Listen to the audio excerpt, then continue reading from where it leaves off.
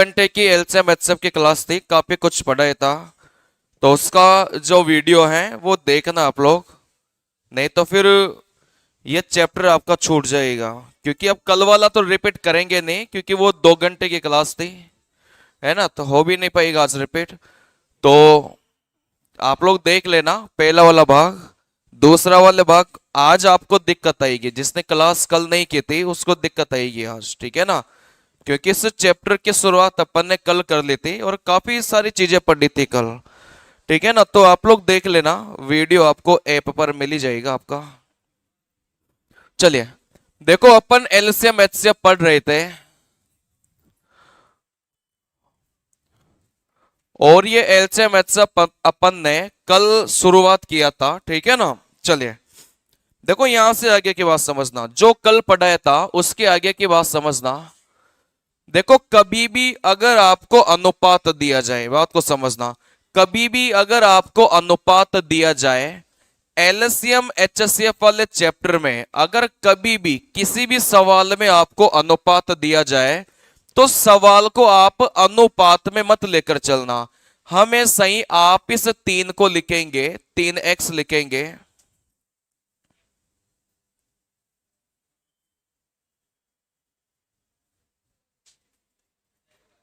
चलिए, कभी भी अगर एलसीएम एचसीएफ वाले चैप्टर में आपको 3:2, मतलब कोई सा भी अनुपात दिया जाए, तो आप कभी भी ऐसे अनुपात में लेकर नहीं चलेंगे।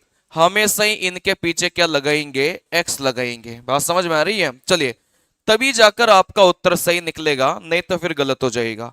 देखो यहां से बात को समझना, अगर कोई सा भी सवाल, कोई सा भी अनुपात दे, चाहे वो एलसीएम एचसीएफ का अनुपात दे, चाहे वो आपको 2 संख्याओं का अनुपात दे, कोई सा भी अनुपात दे, ठीक है ना। चलिए, तो इस चैप्टर में कोई सा भी अनुपात देगा तो आप इसको हमेशा किस में लेकर चलेंगे, एक्स में लेकर चलेंगे, ठीक है ना। चलिए, अब यहां से बात को समझना, जैसे अपने पास में 2 संख्या है, मान लो अपने पास में 3x है और अपने पास में 2x है। अगर इन दोनों का मैं आपसे पूछूं कि मसप क्या होगा, ठीक है ना। चलिए, अगर यहां से अपने पास में 2 संख्या है 3x 2x, अगर मैं आपसे पूछूं कि इन दोनों का जो मसप है वो कितना होगा, कितना होगा। चलिए, तो यहां से हमेशा ध्यान रखना, यहां से हमेशा ध्यान रखना, भाई आप ऐसी संख्या देखो जो दोनों में आ रही हो। आप बोलेंगे सर ये जो x था वो दोनों में आ रहा था, तो फिर मसप क्या हो जाएगा, x हो जाएगा। देखो मसप वो संख्या होती है जो दोनों को ही काट दे, वो संख्या मसप कहलाती है, ठीक है ना। तो इसको भी काटे और इसको भी काटे, ऐसी संख्या कौन सी है, x ही है। चलिए, तो यहां से हमेशा ध्यान रखना कि अगर अपन को कोई सा भी अनुपात देके रखा है, सबसे पहले तो 5x और 4x लिखेंगे और बिना सोचे समझे आप जो मसप है वो कितना लेकर चलेंगे, x लेकर चलेंगे, ठीक है ना। क्योंकि किसी भी अनुपात वाली संख्या का जो मसप है वो हमेशा ही x ही मिलेगा आपको। बात समझ में आ रही है? चलिए, तो यहां से कोई सी भी अनुपात वाली संख्या पीछे x लगाया तो फिर आपका मसप हमेशा ही कितना निकल के आएगा, x ही आएगा। ये हमेशा ही आता है, ठीक है ना। चलिए, जैसे 3 3 संख्या है,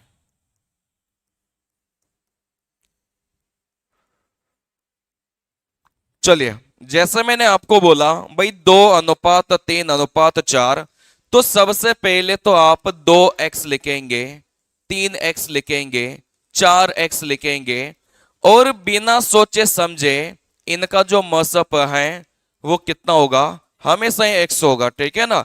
अनुपात वाली संख्या का जो मसप है वो हमेशा ही क्या होगा, x होगा। चलिए, अब यहां से आगे की बात समझना।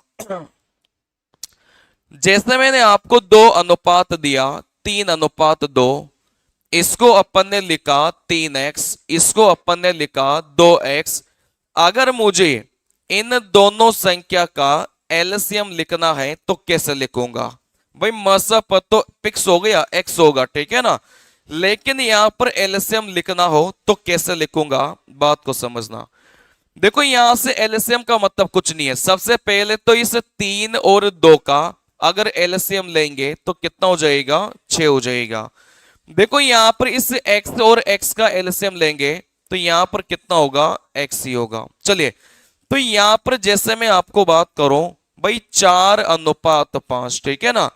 अगर यहां से आपको एलसीएम लिखना हो तो कैसे लिखेंगे, सबसे पहले तो 4 को 4x लिखा और इस 5 को क्या लिखेंगे, 5x लिखेंगे। चलिए, देखो यहां से 4 और 5 का एलसीएम कितना हो जाएगा, 20, और पीछे दोनों ही जगह x है तो x तो लगना है ही, ठीक है ना। चलिए, देखो जब भी दो अनुपात आता है तो आपको एलसीएम में टेंशन लेने की आवश्यकता नहीं है। जब भी आपको ये दो अनुपात दिया जाता है तो इस एलसीएम को लिखने में बिल्कुल भी टेंशन मत लेना। इन दोनों संख्या की गुणा करना, ये आपका क्या होगा, एलसीएम होगा, सिर्फ दो अनुपात के केस में, ठीक है ना। चलिए, ज्यादातर अपन को दो ही अनुपात दिया जाता है, तो जैसे इन दोनों संख्या की गुणा करेंगे ये अपना क्या होगा, एलसीएम होगा। बात समझ में आ रही है। चलिए, क्योंकि अनुपात कभी भी ऐसा नहीं दिया जाता, बात को समझना, ये अपना अनुपात नहीं है, ठीक है ना, क्योंकि ये संख्या और भी कट रही थी इसलिए अनुपात नहीं है। अनुपात का मतलब ये होता है कि दोनों संख्या आपस में नहीं कटेगी। बात समझ में आ रही है। चलिए, तो यहां से आप एलसीएम लिखेंगे तो कैसे लिखेंगे भाई, 7 और 9 को गुणा किया 63, और पीछे तो क्या लगाना है, x लगाना है, ठीक है ना। चलिए, तो यहां से ये काफी ज्यादा इंपॉर्टेंट है। 4x 5x लिखा, अगर यहां से एचसीएफ की बात करेंगे और यहां से एलसीएम की बात करेंगे, ठीक है ना, मसप हमेशा ही x होगा और एलसीएम क्या हो जाएगा, इन दोनों संख्या की गुणा करो 20 और पीछे x लगाया। चलिए, इस बात को ध्यान रखना, ये आपके काफी ज्यादा काम आएगी भी थोड़ी देर बाद। चलिए, अब जैसे 3-3 अनुपात आ गया, जैसे आपको बोला भाई 2:3:4, ठीक है ना।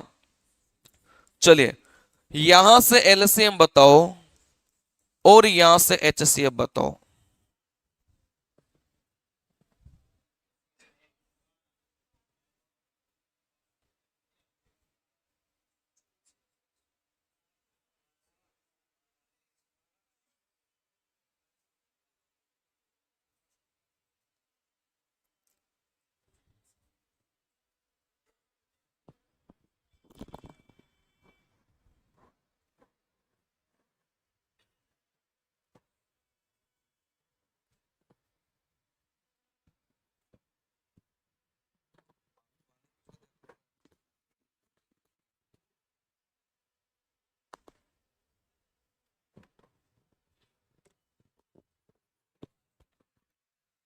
चलिए, देखो यहां से बहुत आसान है। सबसे पहले तो इसको 2x लिखेंगे, 3x लिखेंगे, 4x लिखेंगे, ठीक है ना। चलिए, अब यहां से बात को समझना भाई, एलसीएम दो के केस में तो क्या होता है कि संख्या कटती नहीं है तो आप डायरेक्ट गुणा करके लिख सकते हैं, लेकिन 3 अनुपात में संख्या कट भी सकती है। जैसे 2 और 4 कट रहा था तो आप डायरेक्ट गुणा करके नहीं लिख सकते, ठीक है ना। चलिए, तो यहां से आप क्या करेंगे भाई, 2 इस 3 और इस 4 का एलसीएम कितना हो गया, 12 हो गया, और पीछे x तो लगेगा ही लगेगा क्योंकि हर जगह x था, ठीक है ना।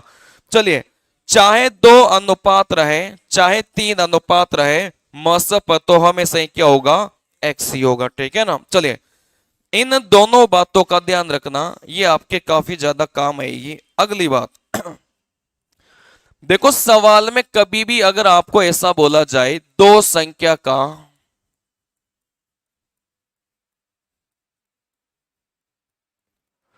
मसप 5 है। चलिए, कभी भी अगर आपको ऐसा बोला जाए कि दो संख्या का मसप 5 है तो यहां से बात को समझना, लिखने का तरीका समझना कि पहली संख्या को कैसे लिखेंगे, दूसरी संख्या को कैसे लिखेंगे, ठीक है ना। अगर दो संख्या का मसप 5 है तो पहली संख्या को लिखेंगे 5x और दूसरी संख्या को क्या लिखेंगे, 5y लिखेंगे। बात समझ में आ रही है। चलिए, कभी भी दो संख्या का या फिर तीन संख्या का मसप आपको कुछ भी दिया जाए, जैसे 5 बोल दिया तो पहली संख्या को लिखेंगे 5x और दूसरी संख्या को क्या लिखेंगे, 5y लिखेंगे। चलिए अब यहां से मुझे बताइए भाई इन दोनों का एलसीएम क्या होगा और इन दोनों का मसप क्या होगा। देखो यहां से बहुत आसान है, मसप तो बहुत आसान है। ऐसी संख्या देखो जो दोनों में कॉमन हो, आप बोलेंगे दोनों में कॉमन है, 5 मसप हो गया और ये तो सवाल में दे के रखा था, ठीक है ना। चलिए लेकिन यहां पर एलसीएम कैसे लिखेंगे, देखो एलसीएम इस 5 और 5 का एलसीएम कितना हो जाएगा, 5। लेकिन यहां पर x अलग है और y अलग है, तो यहां पर अपन को दोनों को ही लिखना पड़ता है। बात समझ में आ रही है। इससे पहले दोनों ही जगह x x था तो बस अपन x लिखते थे, लेकिन यहां पर x और y अलग अलग है तो यहां पर दोनों को अपन को लिखना पड़ेगा, ठीक है ना। चलिए तो इसको मतलब याद ही रखना आप लोग, ये बार बार प्रयोग होगा। अगर यहां से दो संख्या का मसप 5 है, पहली संख्या 5x दूसरी संख्या 5y और इनका एलसीएम 5xy होगा। क्या ये बात क्लियर है क्या। चलिए जैसे मैं यहां से बात करूंगा, अगर मसप आपको 8 दे के रखा है तो यहां से मुझे बताइए कि पहली संख्या क्या होगी, 8x होगी और दूसरी संख्या क्या होगी, 8y होगी। चलिए फिर मैं यहां से आपसे पूछूं भाई एलसीएम क्या होगा, तो यहां से एलसीएम बताइए क्या होगा, 8xy यहां से क्या हो जाएगा, एलसीएम हो जाएगा। इस बात को ध्यान रखना, ये काम आएगी, ठीक है ना। चलिए जैसे मैं आपसे पूछूं भाई इन दोनों का गुणनफल क्या होगा, देखो गुणनफल अलग चीज होती है और आपका एलसीएम अलग चीज होती है, ठीक है ना। चलिए अगर मैं यहां से गुणनफल पूछूं, भाई पहली संख्या 5x दूसरी संख्या 5y, इन दोनों की गुणा करेंगे तो फिर गुणनफल कितना होगा, 25xy होगा। तो एलसीएम तो 5xy होगा और गुणनफल कितना होगा, 25xy होगा, ठीक है ना। चलिए वैसे यहां पर गुणनफल की बात करूंगा, देखो इन दोनों को गुणा करो, 64xy मेरे पास में हो जाएगा। क्या ये बात क्लियर है क्या। चलिए अब मैं शॉर्ट में सारी बातें बता देता हूं, ये बातें चलिए जैसे यहां पर मसप सवाल में आपको 9 दे के रखा है, पहली बात तो आप क्या करेंगे कि संख्या को आप लिखेंगे 9x और 9y लिखेंगे। फिर यहां से मसप तो सवाल में दे के रखा है, एलसीएम की बात करूंगा तो एलसीएम कितना हो जाएगा, 9xy हो जाएगा। भाई 9 दोनों ही जगह था और xy की गुणा करना है, ठीक है ना। चलिए अगर मैं यहां से बात करूंगा इनके गुणनफल की, तो गुणनफल इन दोनों संख्या को गुणा करो तो यहां से कितना हो जाएगा, 81xy हो जाएगा। क्या ये बात क्लियर है क्या। चलिए तीसरा सवाल मैं आपसे बोलूं भाई योग क्या होगा, इन दोनों संख्या का योग क्या होगा, तो 9x को अपन किस में जोड़ेंगे, 9y में जोड़ेंगे। बात समझ में आ रही है। क्योंकि जब अपने सवाल लाएंगे तो कई बार आपको एलसीएम देगा, फिर आपको इसका प्रयोग करना पड़ेगा, कई बार आपको गुणनफल देगा फिर इसका प्रयोग करना पड़ेगा, कई बार आपको योग देगा फिर इसका प्रयोग करना पड़ेगा, ठीक है ना। चलिए तो योग बहुत आसान है, इन दोनों को जोड़ा तो यही अपना क्या हो जाएगा, योग हो जाएगा। लेकिन जैसे 9 दोनों ही जगह था तो इस 9 को अपन बाहर निकालेंगे तो ब्रैकेट के अंदर क्या बचेगा, x प्लस वाई बचेगा, ठीक है ना। भाई 9 यहां पर था 9 यहां पर था तो इस 9 को अपन ने बाहर निकाला तो फिर ब्रैकेट में क्या बचेगा, x प्लस वाई अपने पास में बचेगा। क्या ये बात क्लियर है क्या। चलिए अब यहां से आगे की बात समझना, ठीक है ना। चलिए यहां से आगे की बात समझना, जैसे मैं आपको एक सिंपल सा सवाल दे रहा हूं, ठीक है ना। दो संख्या का अनुपात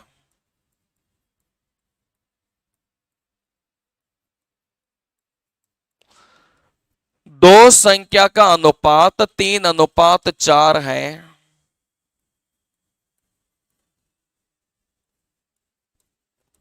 उनका मसप 5 है। फिर आपसे पहला सवाल बोला गया है कि वह संख्या ज्ञात करो। दूसरा सवाल आपसे पूछा गया है कि आपको इन दोनों संख्या का एलसीएम ज्ञात करना है, ठीक है ना। चलिए,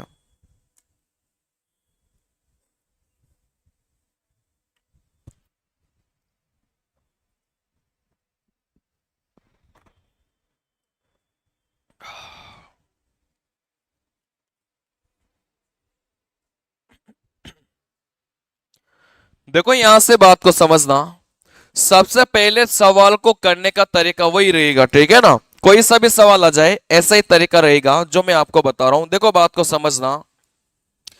सबसे पहला काम मैंने आपको क्या बोला कि कभी भी अनुपात आ जाए तो संख्या को आपको किस में लेकर चलना है, एक्स में लेकर चलना है, ठीक है ना। कोई ट्रिक्स याद मत रखो कि डायरेक्ट ही गुणा करेंगे उत्तर आ जाएगा, फेल हो जाती हैं चीजें। चलिए, पूरा प्रोसेस याद रखो, कभी भी आपको दिक्कत नहीं आएगी। सबसे पहला स्टेप यही है कि जैसे ही वो अनुपात देगा वैसे ही आप संख्या के पीछे क्या लगाएंगे, एक्स लगाएंगे। पहला स्टेप तो ये रहेगा, ठीक है ना। चलिए, अब सवाल में देखो भाई आपको दे के क्या रखा है। आप बोलेंगे सर सवाल में अपन को मसप दे के रखा है, ठीक है ना। कभी कभी मसप नहीं देकर एलसीएम देगा, कभी कभी योग देगा, अलग अलग चीजें देता है, ठीक है ना। चलिए, तो यहां से आपने देखा कि आपको क्या देके रखा है, मसप आपको देके रखा है। तो जो भी आपको देके रखा है वो यहां से निकालिए। जैसे सवाल में आपको मसप देके रखा है तो आप यहां से मसप निकालिए। बताइए, इस 3x और 4x का जो मसप है वो कितना हो जाएगा, x हो जाएगा। मैंने आपको बोला भी था कि जो मसप है वो हमेशा ही कितना होगा, x होगा, ठीक है ना। चलिए, यहां से अपन ने देखा तो मसप x है और सवाल में अपन ने देखा तो मसप कितना था, 5 था। कहने का मतलब सवाल में इस x का जो मान है वो कितना बोला है, 5 बोला है। बात आ नहीं समझ में। चलिए, क्योंकि यहां से मैंने आपको बताया था कि कभी भी अगर आपको अनुपात दिया जाता है तो मसप हमेशा ही क्या होगा, x होगा। और सवाल में मसप कितना देके रखा है, 5 देके रखा है। तो आप बोलेंगे कि x का मान कितना आ गया, 5 आ गया। अब आपसे सवाल में कुछ भी पूछा जाए क्या फर्क पड़ेगा, ठीक है ना। जैसे सवाल में पहला सवाल बोला गया था कि वो संख्या ज्ञात करो, बस x का मान रख लो। क्योंकि पहली संख्या 3x है, दूसरी संख्या 4x है, x का मान रखो। जैसे x का मान 5 रखोगे, 5 इंटू 3 कितना हो जाएगा, 15। जैसे 5 रखोगे, 5 इंटू 4 कितना हो जाएगा, 20 हो जाएगा, ठीक है ना। चलिए, तो यहां से अपने पास में वो संख्या तो कितने आ गई, 15 और 20 निकल के आ गई। चलिए, अब यहां से मुझे आप लोग बताइए कि जैसे आपको एलसीएम निकालना हो, या तो आप 15 और 20 का डायरेक्ट ही एलसीएम निकाल लो, कितना हो जाएगा, 60 हो जाएगा। या फिर इसको एक्स के फॉर्म में लिख लो। भाई अगर 3x और 4x है तो मैंने आपको क्या बताया था, भाई दोनों की गुणा करो, 12x आपका क्या होगा, एलसीएम होगा। यही तो एलसीएम होगा। चलिए, जैसे x के स्थान पर 5 रखेंगे वैसे ही आपका जो एलसीएम है वो कितना निकल के आ जाएगा, 60 निकल के आ जाएगा। क्या ये बात क्लियर है क्या। चलिए, अब यहां से अगली बात समझना। अभी एक साथ सारे सवाल करेंगे, पहले सारे कॉन्सेप्ट सीख लो। देखो यहां से एक शब्द आता है सह अभाज्य संख्या।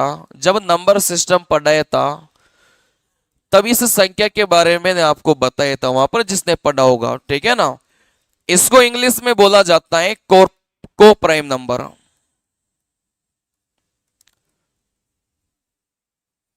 चलिए, देखो यहां से स अभाज्य संख्या वैसे तो बहुत ज्यादा प्रयोग नहीं है, बस आप तो याद रखना कि ऐसी ऐसी स अभाज्य संख्या को बोला जाता है, ठीक है ना। चलिए, देखो यहां से स अभाज्य संख्या, पहली बात तो स अभाज्य संख्या कोई एक संख्या नहीं होती, ठीक है ना। स अभाज्य संख्या की जब भी बात करेंगे तो किसकी बात करेंगे, एक जोड़े की बात करेंगे। मतलब स अभाज्य संख्या कोई एक संख्या नहीं होती। किसी भी एक संख्या को सहअभाज्य संख्या नहीं बोलेंगे जब भी अपन बात करेंगे, किसकी बात करेंगे, जोड़े की बात करेंगे, ठीक है ना। चलिए, इसकी बस एक ही कंडीशन होती है, सहअभाज्य संख्या की एक ही कंडीशन होती है कि आपस में नहीं कटे। चलिए देखो, सहअभाज्य संख्या की बस एक ही कंडीशन होती है कि आपस में नहीं कटना चाहिए बस, ठीक है ना। चलिए, और आप किसी बात को ध्यान मत रखना। जैसे मैंने आपको बोला 7 और 9, तो मुझे बताइए क्या ये 7 और 9 का जो जोड़ा है वो सहअभाज्य संख्या है क्या? कभी भी सहअभाज्य संख्या एक संख्या नहीं होती, हमेशा ये किस में आती है, जोड़े में आती है, ठीक है ना। चलिए, आपको बस ये देखना है क्या ये जो 7 और 9 है ये आपस में कट रहे हैं क्या? नहीं कट रहा। अगर ये नहीं कट रहा तो इस जोड़े को अपन क्या बोलेंगे, सहअभाज्य संख्या। अब सहअभाज्य संख्या में यह भी जरूरी नहीं है कि दोनों ही संख्या का अभाज्य होना जरूरी है। बात समझ में आ रही है? ऐसा कुछ भी याद मत रखना, बस एक ही कंडीशन याद रखना कि आपस में नहीं कटे, और बाकी कंडीशन को याद मत रखना। मतलब ऐसा जरूरी नहीं है कि दोनों ही संख्या का अभाज्य होना जरूरी है, ऐसा कोई जरूरी नहीं, ठीक है ना। देखो, 9 तो अपनी एक भाज्य संख्या है, फिर भी अपन ने इस जोड़े को क्या बोला है, सहअभाज्य संख्या बोला है। चलिए, तो आपस में नहीं कटे, बस इतना ध्यान रखना है। जैसे मैं आपको बोलूं कि 9 और 16, बताइए क्या ये सहअभाज्य संख्या है क्या? बताइए। चलिए, क्या ये जो 9 और 16 है ये आपस में कटेंगे क्या? भाई 9 अनुपात 16 आपको करना है, बस ये देखो कि आपस में कट रहे हैं क्या, नहीं कट रहे।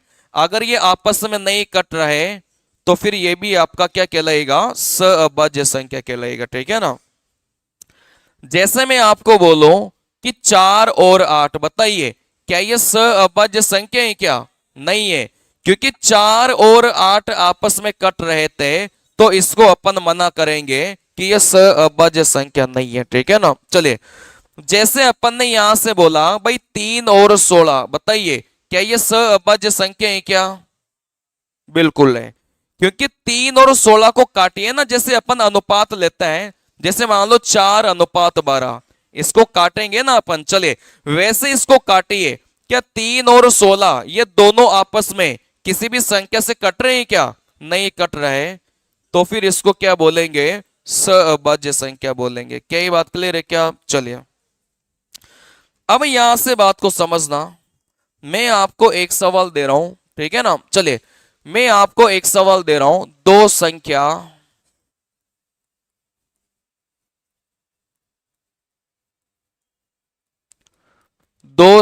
का अनुपात 3:4 है।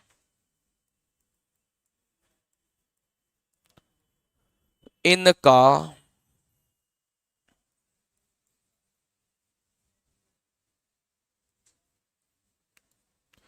एलसीएम 36 है।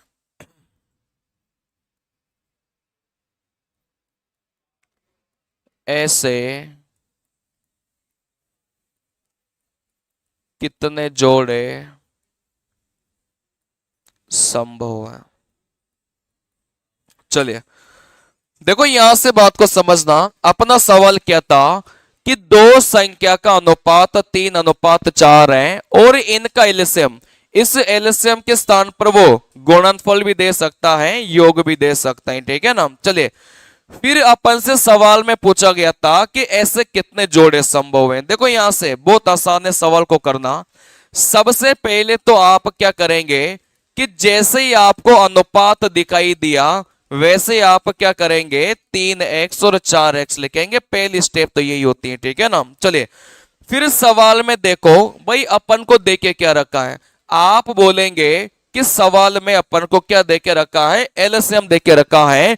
तो आप यहां से इन दोनों संख्या का एलसीएम निकालो। इन दोनों संख्या का एलसीएम निकालेंगे तो कितना मिलेगा, 12x मिलेगा। चले, फिर सवाल में आपने देखा भाई यहां से तो अपन को कितना बोला था, 36 बोला था।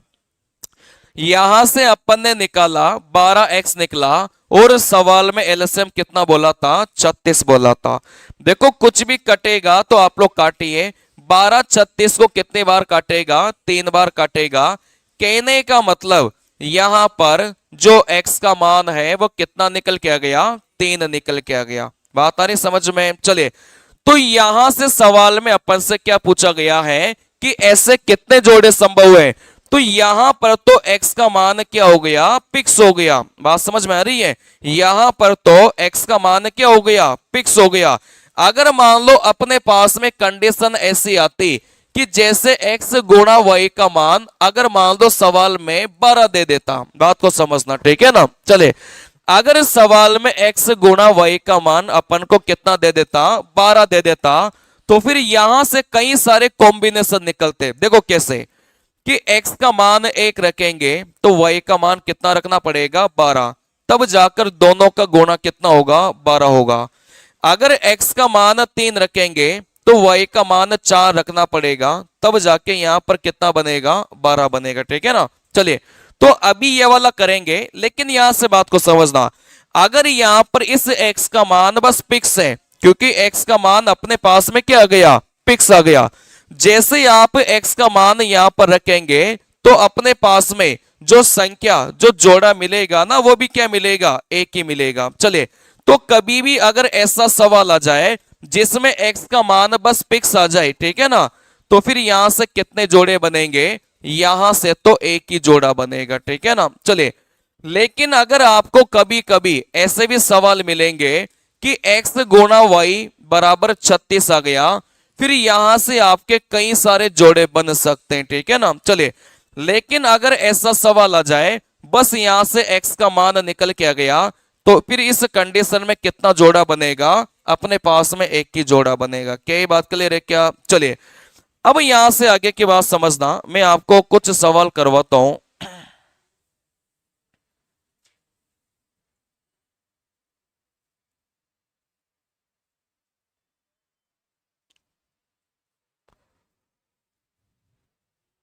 चलिए, जैसे अपना ये सवाल है, सवाल में क्या बोला है?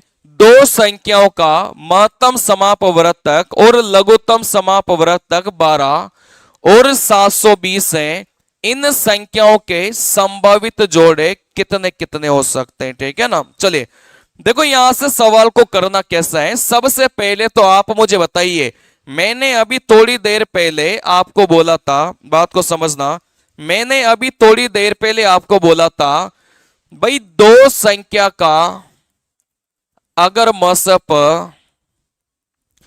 अगर दो संख्या का मसप जैसे 6 दे दिया तो आप कैसे लिखेंगे? भाई पहली संख्या तो 6x लिखेंगे और दूसरी संख्या को आप क्या लिखेंगे? 6y लिखेंगे। आपको ऐसा लिखना पड़ेगा, ठीक है ना? चलिए, फिर यहां से इन दोनों संख्या के एलसीएम की बात करूंगा, तो दोनों संख्या का जो एलसीएम है वो कितना निकल के आ गया? 6xy निकल के आ गया। क्या ये बात क्लियर है क्या? चलिए, तो यहां पर भी ऐसा ही करेंगे। सवाल में अपन को बोला गया था कि महत्तम समापवर्त्य और लघुत्तम समापवर्त्य 12 और 720 है। इस सवाल में आप लोग देखकर बताइए कि एचसीएफ कितना देके रखा है? 12 देके रखा है, ठीक है ना? चलिए, अगर मसप आपको 12 देके रखा है तो फिर पहली संख्या को कितना मानेंगे? 12x, और दूसरी संख्या को कितना मानेंगे? 12 वही मानेंगे, ठीक है ना? आपको ऐसा मानना ही पड़ेगा, नहीं तो आपका उत्तर निकल के नहीं आएगा। बात नहीं समझ में? चलिए, तो यहां से जब भी आपको मसप देगा तो संख्याओं को मानने का तरीका ये होता है कि पहली संख्या को 12x माना और दूसरी संख्या को क्या माना? 12 वही माना। चलिए, अब ये देखो भाई सवाल में अपन को क्या देके रखा है, ठीक है ना? सवाल में अपन को अगर गुणनफल देके रखा होता तो अपन गुणनफल को गुणनफल के बराबर करते, ठीक है ना? लेकिन सवाल में तो एलसीएम देके रखा था 720।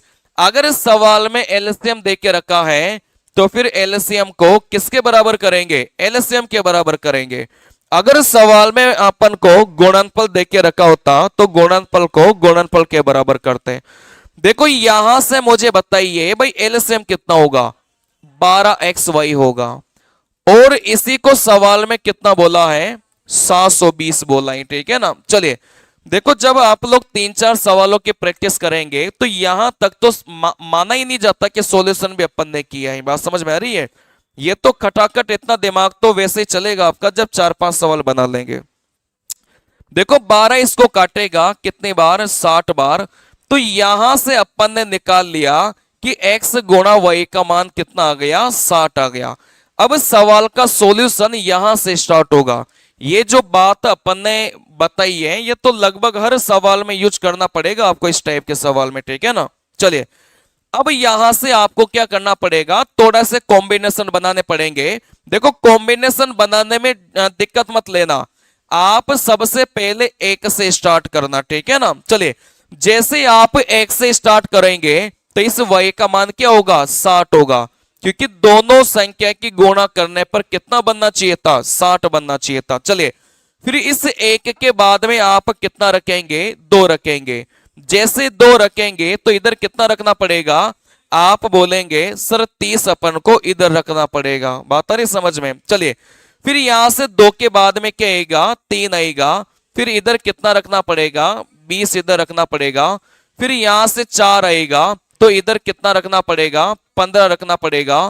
फिर यहां से 5 आएगा तो इधर कितना रखना पड़ेगा, 12 रखना पड़ेगा। फिर यहां से आप बोलेंगे भाई 6 आएगा तो इधर कितना रखना पड़ेगा, 10 रखना पड़ेगा।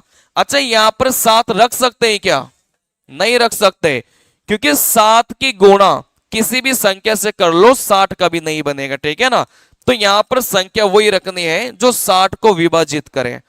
क्या 8 रख सकते हैं क्या, नहीं। 9 भी नहीं रख सकते। अब आप बोलेंगे सर 10 रख सकते हैं। जैसे ही इधर 10 रखेंगे तो इधर क्या रखना पड़ेगा, 6 रखना पड़ेगा। जैसे आपको लगे कि संख्या रिपीट करना स्टार्ट कर गई, वहीं पर क्या करना है, बंद करना है, ठीक है ना। क्योंकि अपन ने 6 और 10 लिखा, देखो ये भी तो 10 और 6 है, ठीक है ना। चलिए जैसे ही आपको लगे कि संख्या रिपीट करना स्टार्ट करे और 4-5 जोड़े के बाद में संख्या रिपीट करना स्टार्ट करेगी, ठीक है ना। क्योंकि अपने ऑप्शन में जब 3 4 2 1 ही देख के रखा है तो इतने सारे जोड़े कैसे बन सकते हैं, बात समझ में आ रही है? चलिए तो जब भी ये सवाल पेपर में पूछे जाते हैं तो आपकी 4-5 जोड़े के बाद में संख्या रिपीट करना स्टार्ट करेगी, ठीक है ना। चलिए अब यहां से बात को समझना, अपन ने यहां से जैसे 10 और 6 रिपीट करना स्टार्ट किया, अपन ने यहां से काट दिया। अब यहां से अपना उत्तर कैसे निकलेगा, बात को समझना। अभी अभी मैंने आपको बताया था एक सहअभाज्य संख्या, ठीक है ना। चलिए तो यहां से अपना उत्तर वही होगा जो अपने आप में एक सहअभाज्य संख्या बना रहा होगा। बात को समझना, ठीक है ना। क्योंकि यहां पर अगर नियम कानून की बात करेंगे तो ये जो x और y है ये आपस में क्या होता है, सहअभाज्य संख्या होती है, ठीक है ना। चलिए तो यहां से आपको ध्यान क्या रखना है कि अपना अपना जोड़ा वही उत्तर होगा जो अपने आप में सहअभाज्य संख्या बना रहा होगा। चलिए तो यहां से मुझे बताइए भाई कौन कौन से जोड़े थे जो सहअभाज्य संख्या बनाएंगे। देखो सहअभाज्य संख्या का कॉन्सेप्ट बहुत आसान है कि आपस में नहीं काटना चाहिए, बस उसी जोड़े को लेना है, ठीक है ना। क्या ये 6 और 10 आपस में काटेगा क्या, ये तो आपस में काटेगा, तो इसको आपको नहीं लेना, इसको इग्नोर करना है, ठीक है ना। क्या ये 5 और 12 आपस में काटेगा क्या, नहीं काटेगा। कहने का मतलब इसको लेना है, जो जो जोड़ा आपस में नहीं काटे बस उसी को लेना है आपको, ठीक है ना। क्या 4 और 15 आपस में काटेगा क्या, नहीं काटेगा, इसको भी लो। 3 और 20 इसको भी लेंगे। 2 और 30 आप बोलेंगे सर आपस में कट रहा था, फिर इसको नहीं लेंगे, ठीक है ना। चलिए 1 और 60 को तो हमेशा ही लेना है, बात समझ में आ रही है। चलिए तो यहां से 1 2 3 4 टोटल मिलाकर कितने जोड़े आ गए, आप बोलेंगे सर 4 जोड़े संभव हो गए। बात आ रही समझ में? चलिए तो यहां से अपन को क्या करना है, उन उन जोड़ों को हटा देना है जो आपस में कट रहे थे, ठीक है ना। जैसे 2 और 30 आपस में कट रहे थे, हटा दो। 6 और 10 आपस में कट रहे थे, हटा दो। उसके अलावा जो भी जोड़े बनेंगे वही आपका क्या हो जाएगा, उत्तर निकल के आ जाएगा, ठीक है ना। चलिए अभी आराम से चीजों को लेकर चलिए, सारी चीजें समझ में आएगी, टेंशन मत लो। चलिए वापस से सवाल आपका जोड़े वाला सवाल है, ठीक है ना। कभी कभी एलसीएम देगा, कभी कभी गुणनफल देगा, कभी कभी योग देगा, लेकिन करने का तरीका वही रहेगा, ठीक है ना। चलिए सबसे पहले तो आप पहली संख्या लिखो और यहां पर दूसरी संख्या लिखो। जैसे मस पर 13 दे के रखा था, तो पहली संख्या 13 एक्स हो जाएगी, दूसरी संख्या 13 वही हो जाएगी, ठीक है ना। चलिए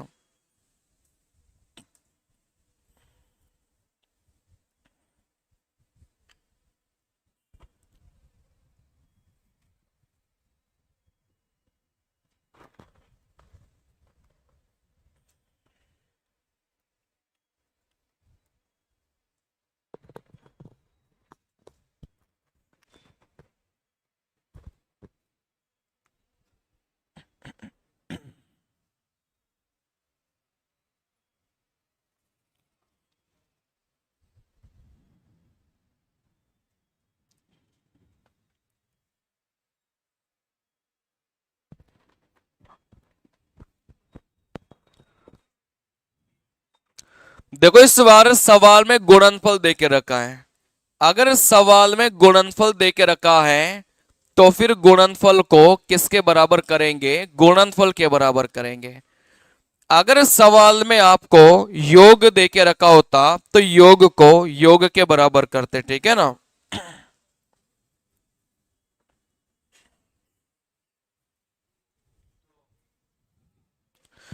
एलसीएम एचसीएफ के चैप्टर में कोई कैलकुलेशन नहीं होती, बात को समझना। बड़े बड़े सवाल भी आते हैं लेकिन उनमें कैलकुलेशन नहीं होती, उनको करने का तरीका होता है।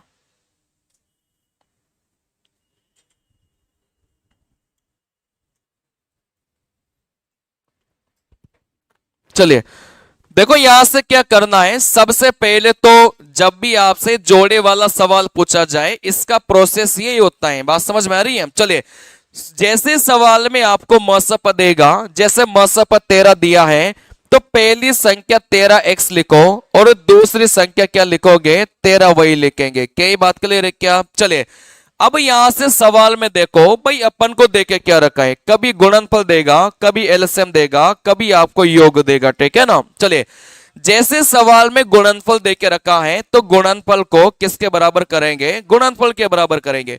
यहां से आप लोग गुणनफल निकालिए। जैसे आप लोग यहां से गुणा करेंगे तो आप इसको पूरा गुणा करने की गलती मत करना, आप लोग बस ऐसे ही लिखना, बात समझ में आ रही है। क्योंकि आप 169 लिखोगे फिर आपका काटना थोड़ा सा कठिन हो जाएगा, आप इसको ऐसे ही लिखिए। जैसे इन दोनों संख्या की गुणा करना था तो 13x को 13y के साथ गुणा करना था, और यही गुणनफल सवाल में कितना दे के रखा है? 6760 अपन को दे के रखा है, बात समझ में आ रही है। तो कभी भी जैसे गुणनफल आपको दिया जाए तो आपको ऐसे गुणा करके नहीं रखना, आपको बस ऐसे चीजों को रखना है, ठीक है ना। चलिए अब बस आप लोग काटिए। जैसे 13 को आप लोग इधर काटेंगे कितना हो जाएगा? 13 पंजे 65, देखो दो बचा है, आप बोलेंगे सर 520 बार कटा, ठीक है ना। चलिए वापिस से 13 इसको काटेगा, कितनी बार कटेगा? आप बोलेंगे सर 40 बार कट गया। तो आप ऐसे लिखेंगे तो आपको दिक्कत नहीं होगी काटने में, ठीक है ना। चलिए देखो यहां से x गुणा y अभी भी बच गया। आप बोलेंगे सर x गुणा y का जो मान है वो कितना निकल के आ गया? 40 निकल के आ गया। अब ये जोड़े आपको लिखना पड़ेगा और इसमें बहुत ज्यादा दिक्कत नहीं है। सबसे पहले इस एक से स्टार्ट करो, इधर एक लिखोगे तो इधर कितना लिखना पड़ेगा? 40। फिर यहां से 2 लिखो, इधर कितना लिखना पड़ेगा? 20। क्या यहां पर 3 लिखूंगा? क्या नहीं लिखूंगा, क्योंकि यहां पर 3 लिखोगे, यहां पर कौन सी संख्या लिखोगे? आएगी नहीं कोई सी संख्या, ठीक है ना। चलिए फिर आप बोलेंगे सर यहां पर 4 लिखेंगे तो यहां पर 10 लिखना पड़ेगा, यहां पर 5 लिखेंगे, यहां से 8 लिखना पड़ेगा। देखो 6 नहीं लिख सकते, 7 नहीं लिख सकते, वापिस से 8 लिखेंगे तो इधर क्या लिखना पड़ेगा? 5 लिखना पड़ेगा, ठीक है ना। जैसे ही आपको लगे कि जोड़े रिपीट करना स्टार्ट कर गए, बस वहीं पर क्या करेंगे? बंद करेंगे। क्या ये बात क्लियर है क्या? चले तो यहां से देखो जोड़े रिपीट करना स्टार्ट किया था, बस यहीं पर बंद कर दो, इसके आगे मत बढ़ो। अब यहां पर आप उन संख्या को काट दो जो आपस में कट रही थी। देखो 2 और 20 आपस में कट रहे थे, इनको अपन ने काट दिया। देखो 4 और 10 आपस में कट रहे थे, इनको भी अपन नहीं लेंगे। पहले वाले जोड़े को हमेशा ही लेना है। देखो यहां से 5 और 8 क्या कट रहे हैं क्या? नहीं कट रहे, इसको भी लेना है, ठीक है ना। तो टोटल मिलाकर जो जोड़ों की संख्या है वो कितना निकल के आ गया? 2 निकल के आ गया। क्या ये बात क्लियर है क्या? इसमें कोई भी डाउट हो तो पूछिए। क्या 4 10 2 से कट रहे हैं ना, मतलब ऐसा जरूरी नहीं है कि 6 और 12 ही मिले। भाई 6 और 12 को तो काट रहा था, ठीक है ना। ऐसा भी मिल सकता है कि 8 और 10 आपको मिल जाए। बस ये देखो क्या ये संख्या आपस में कट रही है क्या? भाई 2 से कटेगी ना, 2 से काटेंगे 4 बार, 2 से काटेंगे 5 बार। बात समझ में आ रही है? चले, तो यहां से आपने देखा भाई 2 और 20 आपस में कटेगी क्या? किसी भी संख्या से, कॉमन संख्या से कट रही थी, नहीं लेना। क्योंकि देखो ये जो एक्स वाई अपन लिखते हैं ये अभाज्य संख्या होती है। बहुत ज्यादा मैं आपको टेक्निकल शब्दों में नहीं लेकर जाना चाहता, ठीक है ना। बस आप लोग इतना ध्यान रखो कि जो संख्या आपस में कटेगी बस उसको अपन को क्या करना है? नहीं लेना, ठीक है ना। चले, जैसे 4 और 10 की बात करेंगे तो 4 और 10 क्या आपस में नहीं कटेंगे क्या? बिल्कुल 2 से कटेंगे ना। चले, तो जैसे आपको लगे भाई 4 और 10 तो 2 से कटेगा, तो फिर इस जोड़े को भी आपको क्या करना है? नहीं लेना, ठीक है ना। बस उन उन जोड़ों को लेना है जो आपस में नहीं कट रहे। पहला जोड़ा हमेशा ही आएगा, ठीक है ना। फिर यहां से एक और जोड़ा है, तो टोटल मिलाकर आपने देखा तो कितना आ गया? आप बोलेंगे सर ऐसे जोड़े 2 संभव हैं।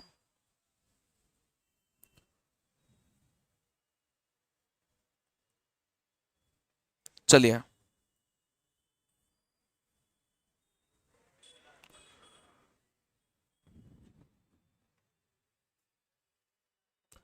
चलिए इस सवाल को आप लोग बनाइए। देखो सवाल में क्या बोला गया था कि 3 4 5 के अनुपात वाली 3 संख्याओं का एलसीएम 2400 है, फिर उनका मसप ज्ञात करना है, ठीक है ना। चलिए सवाल बहुत आसान है, बस करने का एक तरीका ध्यान रखो कि कभी भी सवाल में अनुपात दिया जाता है तो आप सबसे पहले उन सब के पीछे क्या लगाएंगे? एक्स लगाएंगे। बात आ रही समझ में? कभी भी सवाल में आपको अनुपात दिया जाता है तो फिर उनके पीछे क्या लगाएंगे? आप एक्स लगाएंगे। चलिए अब सवाल में ये देखो भाई अपन को दे के क्या रखा है? आप बोलेंगे सर एलसीएम दे के रखा है। अगर सवाल में एलसीएम दे के रखा है तो फिर एलसीएम को किसके बराबर करना पड़ेगा? एलसीएम के बराबर। भाई सवाल में एलसीएम दे के रखा है तो फिर एलसीएम को किसके बराबर करना पड़ेगा? एलसीएम के बराबर करना पड़ेगा, ठीक है ना। चलिए यहां से एलसीएम निकालो। देखो यहां से एलसीएम कैसे निकालेंगे? इस 3 4 5 का एलसीएम कितना हो जाएगा? 60, और पीछे हर जगह एक्स है तो एक्स तो आना है ही। चलिए, और सवाल में आपको जो एलसीएम है वो कितना देके रखा है? 2400 देके रखा है। क्या ये बात क्लियर है क्या? चलिए देखो यहां से काटिए, यहां से अगर आप लोग काटेंगे तो यहां पर आप बोलेंगे कि x का मान कितना आ गया? 40 निकल के आ गया। चलिए सवाल में देखो भाई अपन से पूछा क्या है? सवाल में आपसे क्या पूछा है? मसा पूछा है। मैंने आपको पहले भी बताया था कि कभी भी अगर आपको अनुपात दिया जाता है तो ये जो x है यही अपना क्या कहलाता है? मसा कहलाता है। बात समझ में आ रही है? चाहे वो 2 अनुपात हो, चाहे वो 3 अनुपात हो, चाहे वो 4 अनुपात हो, अगर अपन को सवाल में अनुपात दे दिया तो फिर ये जो x है यही आपका क्या कहलाता है? मसप कहलाता है। और x का मान कितना निकाल लिया? 40 निकाल लिया, तो फिर अपना उत्तर क्या हो जाएगा? 40 हो जाएगा। क्या ये बात क्लियर है क्या? चलिए वापिस से सवाल को बनाइए। देखो यही अंतर ये आएगा, कभी एलसीएम देगा, कभी गुणनफल देगा, कभी योग देगा, बस इतना ही अंतर आता है, ठीक है ना। चलिए सवाल में अपन को बोला गया था कि 2 संख्याओं का एलसीएम 721 है, उन संख्याओं का अनुपात।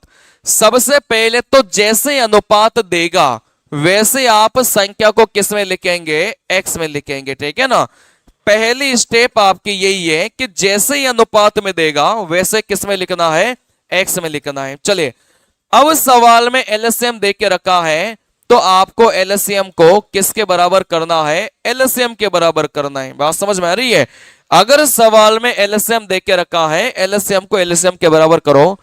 अच्छा इन दोनों का एलसीएम कितना हो जाएगा, आप बोलेंगे इन दोनों का एलसीएम कितना हो जाएगा, 7x हो जाएगा। देखो कैसे, यहां से खुद बताइए ना भाई, x के पहले 7 है, इस x के पहले कुछ नहीं है, तो आप कितना मान के चलेंगे, 1 मान के चलेंगे, ठीक है ना। चलिए जब भी दो अनुपात वाले सवाल आता है तो मैंने आपको बताया था भाई एलसीएम निकालना बहुत आसान है, इन दोनों संख्याओं की गुणा करो, पीछे x लगा दो, वही क्या होगा, एलसीएम होगा। लेकिन ये दो अनुपात में ही काम करेगा, ठीक है ना। जब भी दो अनुपात आता है तो जो भी संख्या अपन को दे के रखा है उनकी गुणा करके पीछे x लगा दो, यही क्या होगा, एलसीएम होगा। सवाल में जो एलसीएम है वो कितना दे के रखा है, 721 दे के रखा है। क्या ये बात क्लियर है क्या। चलिए हाँ, 721 में 7 का भाग देंगे कितना आएगा, अरे तुमसे थोड़ी पूछा है। कितने लोगों ने 13 मान लिया था, अरे है बहुत सारे हैं, कॉपियां देखो भले ये।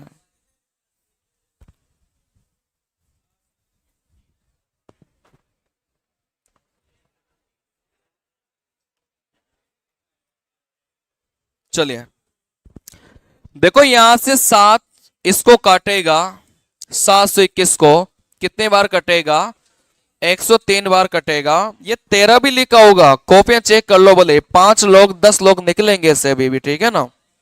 चलिए देखो यहां पर जो x का मान है वो कितना निकल के आ गया, 103 निकल के आ गया, ठीक है ना। चलिए अब ये देखो भाई सवाल में अपन से क्या पूछे हैं, ठीक है ना। चलिए सवाल में अपन से योग पूछा गया था, संख्याओं का योग। आप मुझे बताइए भाई पहली संख्या तो x थी, दूसरी संख्या 7x है, तो इन दोनों का जो योग है वो कितना हो जाएगा, 8x हो जाएगा। मतलब अपन को तो 8x का मान निकालना है। चले और x का मान अपन 103 निकाल चुके, तो आप बोलेंगे सर 8 गुणा कितना करना पड़ेगा, 103, यही अपना क्या हो जाएगा, उत्तर हो जाएगा, ठीक है ना। चलिए आप पूरा गुणा नहीं करोगे, बस इकाई का अंक मैच करोगे, उसमें भी आपका क्या हो जाएगा, उत्तर निकल के आ जाएगा। जैसे 8 को 3 से गुणा करेंगे तो 8 तिया 24, कहने का मतलब इकाई के अंक में कितना आना चाहिए था, 4 आना चाहिए था, और इकाई के अंक में 4 एक ही ऑप्शन में था। बात समझ में आ रही है। चलिए पूरा गुणा भी कर सकते थे, छोटा सवाल था। चलिए जैसे अपने पास में सवाल है, आसान सा सवाल है कि अनुपात अपन को देके रखा है, मस अपन को देके रखा है, फिर अपन से क्या पूछ लिया, एलसीएम अपन से पूछ लिया। तरीका वही रहेगा, पैटर्न वही रहेगा करने का, ठीक है ना। सबसे पहला स्टेप तो क्या करेंगे भाई, जैसे ही अनुपात देगा ना वैसे आपका दिमाग ऐसे चलना चाहिए कि आप पीछे क्या लगाएंगे, एक्स लगाएंगे। क्या ये बात क्लियर है क्या। चलिए फिर इस सवाल में आपको मसप दे के रखा है, तो फिर इस मसप को किसके बराबर करेंगे, मसप के बराबर करेंगे, क्योंकि सवाल में अगर एलसीएम देता तो एलसीएम को एलसीएम के बराबर करते, ठीक है ना। चलिए देखो यहां से मुझे बताइए भाई मसप कितना होगा। देखो हमेशा इस बात को ध्यान रखना, कभी भी आपको अनुपात दिया जाता है तो एक्स ही आपका मसप होता है, ठीक है ना।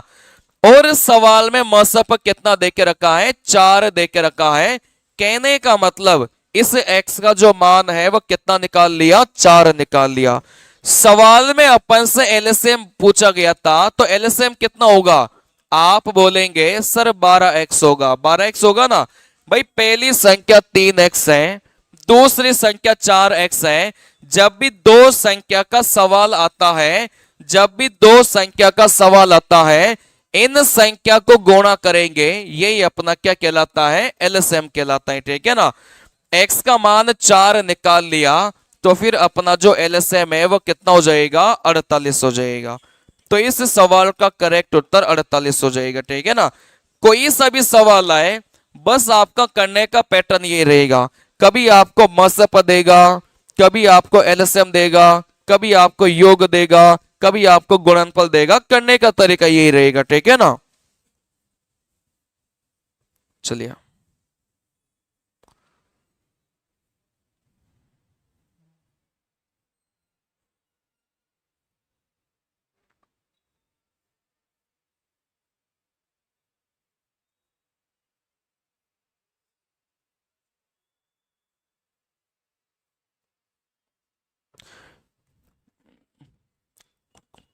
कर ही लो। चलो, ये अनुपात वाले सवाल बहुत ज्यादा पूछे जाते हैं, इसलिए इतने सारे सवाल करवा रहा हूं।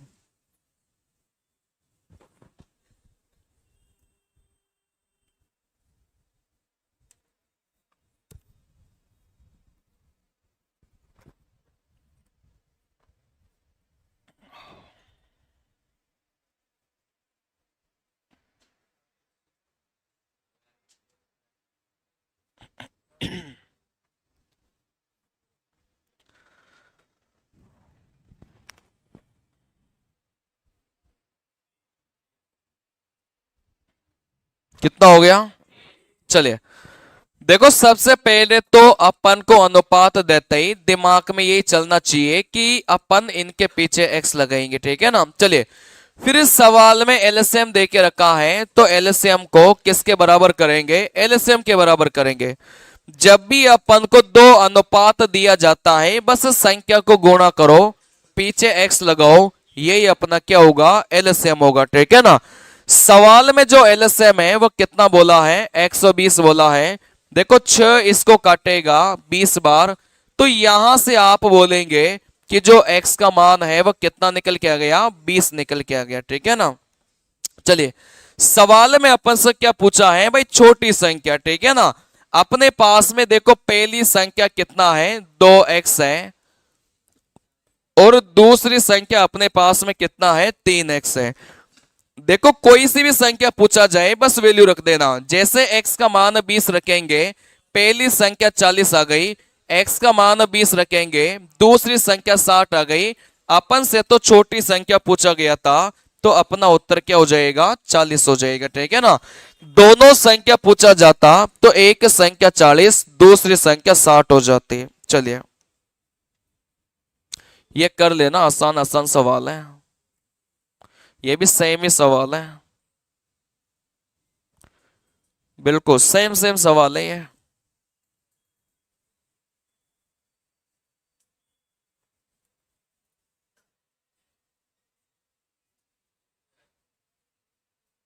चलिए, अब अगले कॉन्सेप्ट पर आइए। ये अनुपात वाला अगर सवाल आता है तो कर लेना, बस यही तरीका प्रयोग होता है। चलिए, अब यहां पर अगले कॉन्सेप्ट पर आइए। देखो यहां से ये वाला सवाल काफी ज्यादा इंपॉर्टेंट है, ये वाला पैटर्न काफी ज्यादा रिपीटेड है, बार बार पूछा जाता है। ठीक है ना। चलिए, देखो यहां से बात को समझना, अपन को क्या ध्यान रखना है भाई? पहली संख्या गुणा दूसरी संख्या। ठीक है ना। चलिए, अगर यहां से मैं दो संख्या का गुणा करूंगा, देखो पहली संख्या को अगर दूसरी संख्या के साथ गुणा करेंगे, हमेशा आपका किसके बराबर आता है? एलसीएम और एचसीएफ के गुणनफल के बराबर आता है। ठीक है ना। चलिए, इस बात को हमेशा ध्यान रखना। देखो सवाल में क्या बोला गया था? सवाल में ध्यान रखना कि जैसे पहली संख्या को दूसरी संख्या के साथ गुणा करेंगे, हमेशा किसके बराबर आएगा? एलसीएम इंटू एचसीएफ के बराबर आएगा। चलिए, कभी कभी सवाल में इसको ऐसे भी बोला जाता है भाई, यहां पर तो अपन ने पूरा पूरा लिखा, लेकिन कभी कभी आपको ऐसा भी बोला जाएगा कि पहली संख्या का दूसरी संख्या के साथ में जो गुणनफल है वो आपको डायरेक्ट देगा। बात समझ में आ रही है? इस पहली संख्या का दूसरी संख्या के साथ में जो गुणनफल है वो आपको पेपर में डायरेक्ट देगा। तो यहां से ये जो बात अपन ने लिखी है ना कि पहली संख्या गुणा दूसरी संख्या, इसको अपन डायरेक्ट गुणनफल भी लिख सकते हैं। बराबर में देखो किसके बराबर होगा? एलसीएम इंटू HCF के बराबर होगा, ठीक है ना। चलिए अब यहां से देखो सवाल पेपर में कैसा आएगा, बहुत आसान है। आपको पहली संख्या देगा, आपको दूसरी संख्या देगा, आपको एलसीएम देगा और आपसे क्या पूछ लेगा, मसप पूछ लेगा। या फिर आपको मसप देगा, आपको एलसीएम देगा, आपको इन दोनों में से कोई भी एक संख्या देगा और आपसे क्या पूछ लेगा, दूसरी संख्या पूछ लेगा। कहने का मतलब टोटल मिलाकर कितने नंबर हैं, 4 नंबर हैं।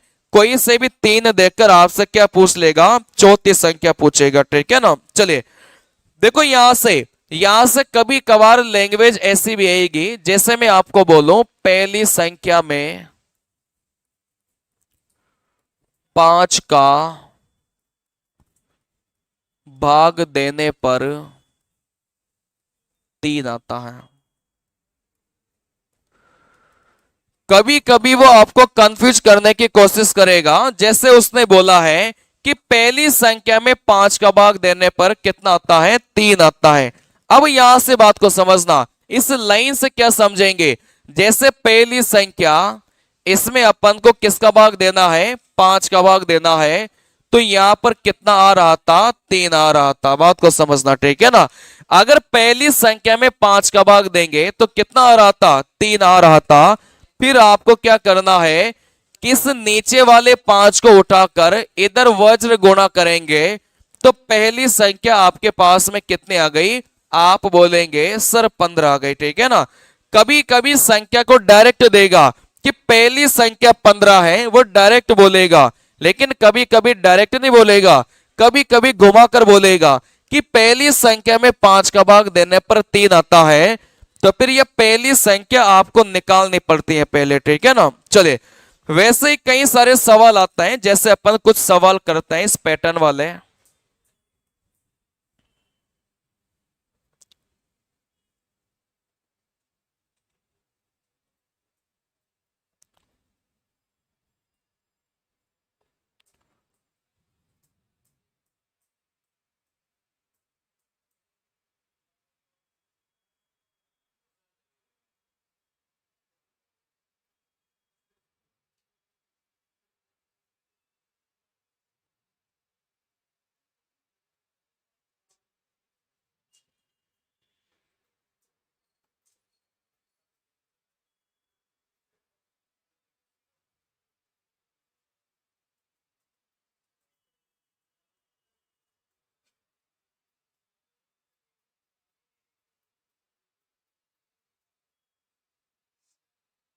चलिए जैसे ही अपने पास में सवाल है, बहुत आसान सवाल था, ठीक है ना।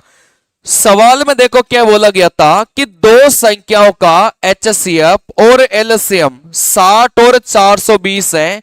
यदि पहली संख्या को 2 से विभाजित किया जाता है तो 60 आता है। फिर दूसरी संख्या ज्ञात करिए, ठीक है ना। चलिए सवाल की लैंग्वेज को ध्यान से समझना, सवाल में कुछ नहीं बोला। सवाल में अपन को बोला गया था भाई जो मसप है वो कितना है, 60 है, और जो एलसीएम है वो कितना है, आप बोलेंगे 420 है। चलिए सवाल में आपको मसप भी देके रखा है, सवाल में आपको एलसीएम भी देके रखा है, और यहां से 2 संख्या है जिसमें से एक संख्या भी अपन को देके रखा है, ठीक है ना।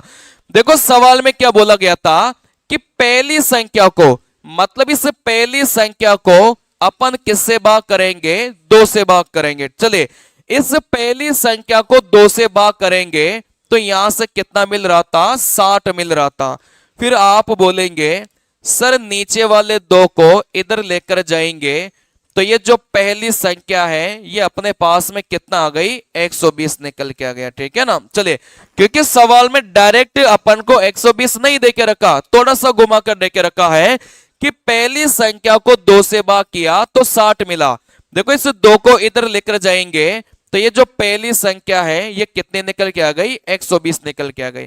अब अपन अपना वाला फंडा लगाएंगे, भाई पहली संख्या गुणा दूसरी संख्या किसके बराबर होता है, एलसीएम इंटू एचसीएफ के बराबर होता है। बात समझ में आ रही है। चलिए तो यहां पर पहली संख्या कितना देके रखा है, 120, तो पहली संख्या के स्थान पर 120 रखा। ये दूसरी संख्या अपन को निकालने के लिए बोला है और इस सवाल में एलसीएम कितना बोला है 420 और मसप कितना बोला है 60 बोला है, ठीक है ना। चले जैसे आप लोग हल करेंगे वैसे आपका क्या जाएगा, उत्तर निकल के जाएगा। देखो 120 को आप इधर लेकर जाओ, मतलब ये कहां आ जाएगा, नीचे आ जाएगा। 60 120 को काटेगा 2 बार, 2 इसको काटेगा 210 बार, तो यहां पर अपनी जो संख्या है वो कितने आ गई, 210 निकल के आ गई।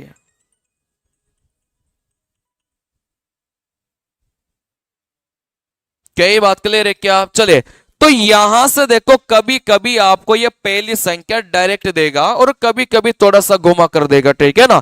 जैसे यहां पर घुमा कर बोला था कि पहली संख्या को 2 से भाग करने पर 60 मिला, तो आप इस 2 को जैसे उधर लेकर जाएंगे तो यहां पर कितना हो जाएगा, 120 हो जाएगा। फिर आप ये वाला फंडा लगाओ, देखो यहां से पहली संख्या 120, दूसरी संख्या अपन को निकालना है एलसीएम 420 मसप 60। इस 120 को नीचे लेकर आओ, जैसे कैलकुलेशन करेंगे तो सेकंड संख्या कितने आ जाएगी, 210 आ जाएगी, ठीक है ना। चलिए अभी और भी करते हैं ऐसे सवाल, बात को समझना।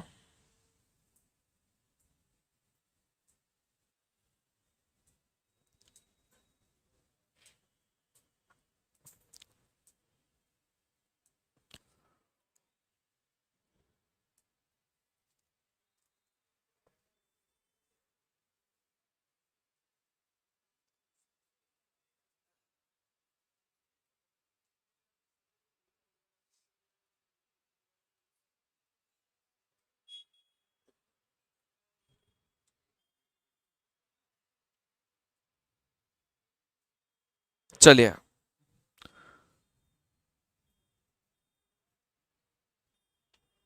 चलिए देखो सवाल में क्या बोला है कि दो संख्याओं का मसप 6 है, उनका एलसीएम 84 है, दोनों संख्या में से एक संख्या 42 है, फिर दूसरी संख्या क्या होगी, ठीक है ना। चलिए देखो बहुत आसान है, आप बोलेंगे सर पहली संख्या गुणा दूसरी संख्या किसके बराबर होगा, एलसीएम इंटू एचसीएफ के बराबर होगा, ठीक है ना। बस आपको वैल्यू पुट करनी है, कुछ नहीं करना। सवाल में अपन को मसप 6 दे के रखा है, तो यहां से मसप के स्थान पर 6 रखा, एलसीएम के स्थान पर 84 रखा, तो आप बोलेंगे सर यहां पर एलसीएम 84 था और मसप 6 था, तो बस आपने वैल्यू पुट किया, ठीक है ना। चलिए दोनों में से एक संख्या, मतलब एक संख्या 42 दे के रखा था, फिर अपन से सवाल में क्या पूछा गया है, दूसरी संख्या पूछा गया है, ठीक है ना। सवाल में देखो एलसीएम दे के रखा था, एचसीएफ दे के रखा था, दोनों में से एक संख्या अपन को दे के रखा था और दूसरी संख्या अपन से पूछा था। देखो बहुत आसान है, इस 42 को आप नीचे लेकर जाओ, ठीक है ना। चलिए ये इसको काटेगा 2 बार, 2 की 6 से गुणा करेंगे तो यहां से कितना निकलेगा, 12 निकल के जाएगा। क्या ये बात क्लियर है क्या? चलिए वैसे ये सवाल है, कर लो इसको। देखो सवाल में क्या बोला गया था कि यदि दो संख्याओं के लघुत्तम समापवर्त्य और महत्तम समापवर्त्य क्रमशः 70 और 7 है, उनमें से एक संख्या 35 है, फिर दूसरी संख्या क्या होगी, कितने होगी।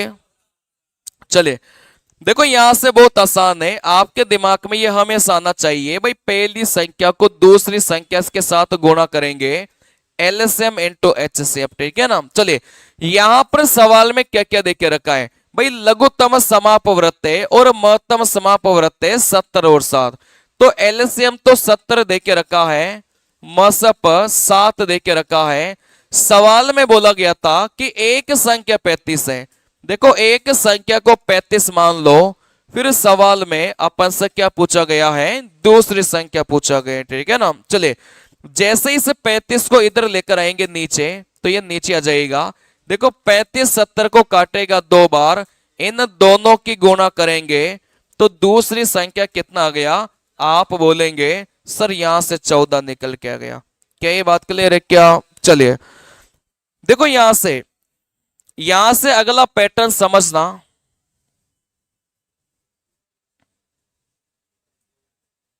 चलिए देखो, कभी भी अगर आपको ऐसा बोला जाए, कभी भी आपको ऐसा बोला जाए, जैसे मसप आपको बोल दिया, सात बोल दिया, ठीक है ना। चलिए, कभी भी आपको ऐसा बोला जाए, जैसे मसप आपको सात बोल दिया, फिर आपको बोलेगा कि अन्य दो गुणनखंड तीन और चार। चलिए देखो, यहां से बात को समझना, सवाल में क्या बोला गया था कि मसप आपका कितना है, सात है। फिर आपको बोला गया था कि अन्य दो गुणनखंड कितना है, तीन और चार है, ठीक है ना। इस लाइन से आप लोग क्या समझेंगे, अगर आपके सवाल में ऐसी कोई लाइन आती है तो इससे आप लोग क्या समझेंगे। पहली बात तो आप लोग मुझे बताइए कि मसप अगर सात दे के रखा है तो आप क्या लिखेंगे भाई, पहली संख्या को 7x लिखेंगे और दूसरी संख्या को क्या लिखेंगे, 7 वही लिखेंगे, ठीक है ना। अगर यहां से आपको मसप 7 दे के रखा है तो पहली संख्या को 7x लिखेंगे और दूसरी संख्या को क्या लिखेंगे, 7 वही देकर रखेंगे। चलिए, सवाल में ये जो बात अपन को बोला है ना कि अन्य दो गुणनखंड तीन और चार है, कहने का मतलब सवाल में ये अपन को x और y का मान देके रखता है। बात समझ में आ रही है, क्योंकि देखो यहां से ये जो x और y है ना, ये यहां से इन दोनों संख्या के अन्य गुणनखंड है। भाई पहला गुणनखंड तो 7 ही हो गया और बाकी दो गुणनखंड कितने हो गए, x और y हो गए। चलिए, तो कभी भी अगर आपको एक गुणनखंड जैसा शब्द दिया जाए तो आपको मतलब x और y का मान देके रखा है, कहने का मतलब x का मान 3 है तो फिर y का कितना मान के चलेंगे, 4 मान के चलेंगे। जैसे आप वैल्यू रखेंगे, भाई x के स्थान पर 3 रखो, y के स्थान पर 4 रखेंगे, तो यहां से कितना आ गया 21 और यहां से कितना आ गया 28। तो पहली संख्या तो 21 हो जाएगी और दूसरी संख्या कितने हो जाएगी, 28 हो जाएगी। क्या ये बात क्लियर है क्या। चलिए, वैसा ही कुछ एक सवाल है जो आपके पेपर में पूछा गया था।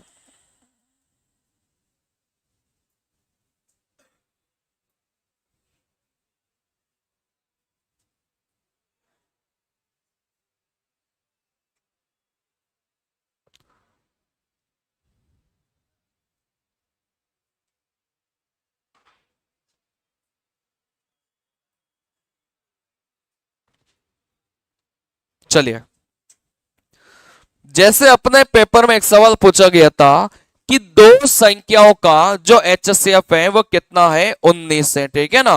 फिर आगे बोला गया था उनके लघुत्तम समाप वृत्त के दो अन्य गुणनखंड कितने हैं, 11 और 13 है।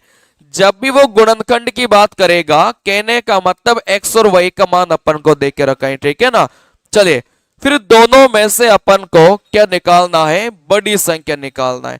सवाल में सबसे पहले क्या करेंगे, भाई मसप 19 दे के रखा है, अगर मसप 19 दे के रखा है तो पहली संख्या तो 19x हो गई और दूसरी संख्या क्या हो जाएगी, 19y हो जाएगी, ठीक है ना। चलिए, कभी भी अगर गुणनखंड की बात करेगा, कभी भी अगर गुणनखंड की बात करेगा, कहने का मतलब अपन को किसका मान देके रखा है, x और y का मान देके रखा है, ठीक है ना।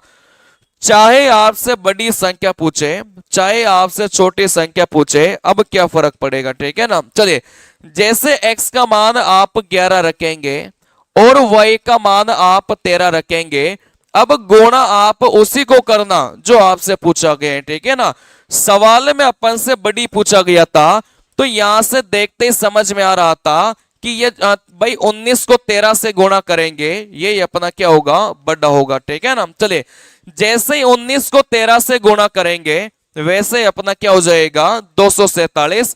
आपको पूरा गुणा करने की आवश्यकता नहीं है, बस एक अंक गुणा कर लो, ठीक है ना। चलिए, जैसे 9 और 3 को गुणा करेंगे, 9 तिया 27, इकाई के अंक में क्या मिलेगा, 7 मिलेगा। देखो एक ही ऑप्शन में था तो फिर अपना उत्तर क्या हो जाएगा, 247 हो जाएगा।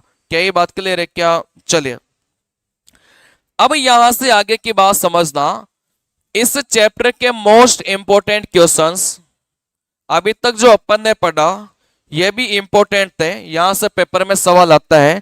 लेकिन अब जो पढ़ेंगे उससे बच्चे बहुत ज्यादा घबराते हैं। बात समझ में आ रही है? अभी तक जो कर रहे थे वो भी काफी ज्यादा इंपॉर्टेंट है, लेकिन अब जो पढ़ेंगे उससे 90% बच्चे घबराते हैं ऐसे सवालों को करने से। लेकिन आज के बाद ऐसे सवाल आपको बहुत आसान लगेंगे, बस मेरी बातों को ध्यान पूर्वक सुनना, ठीक है ना? चलिए, सबसे पहले तो मैं आपको छोटे छोटे भाजकता के नियम सिखाऊंगा, पूरे नहीं सिखाऊंगा अभी। चलिए, देखो जितना प्रयोग होगा इस चैप्टर में बस मैं उतना आपको बताऊंगा, बाकी भाजकता के नियम में तो अकेले में तीन चार क्लास लग जाती है, ठीक है ना? चलिए, देखो यहां से भाजकता के नियम का बहुत बड़ा रोल रहता है एलएसएम एचएफ वाले चैप्टर में। सबसे पहले तो आप मुझे बताइए भाई, दो से भाजकता का नियम।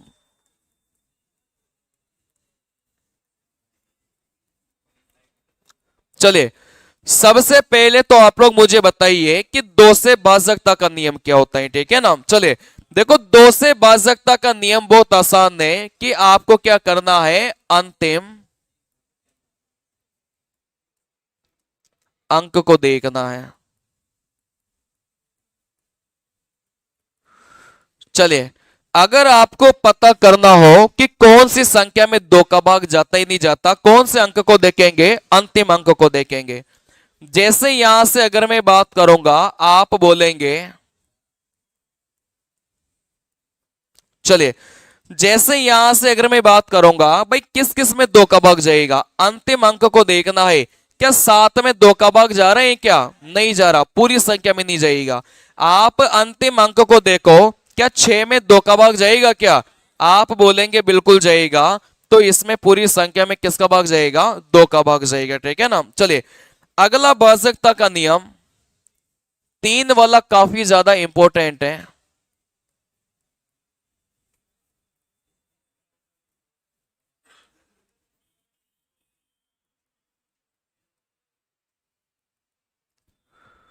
चलिए, देखो तीन से भाजकता का नियम क्या बोलेगा, जैसे ही एक शब्द लिख दो, काट दो। चलिए, देखो तीन से भाजकता का नियम अपन योग करके निकालते हैं, लेकिन वैसा नहीं निकालना, क्योंकि अपने पास में जो यहां पर संख्या मिलेगी ना, वो इतनी इतनी बड़ी संख्या मिलेगी। बात को समझना, ठीक है ना? अगर आप योग वाला नियम लगाएंगे तो काफी ज्यादा आपके कैलकुलेशन हो जाएगी। चार ऑप्शन रहते हैं ऐसे। चलिए, तो आपको देखो कैसे करना है। जब भी तीन से भाजकता के नियम की बात आएगी तो अपन को क्या करना है, काट देना है। किसको काटेंगे, बात को समझना, उस संख्या को काटो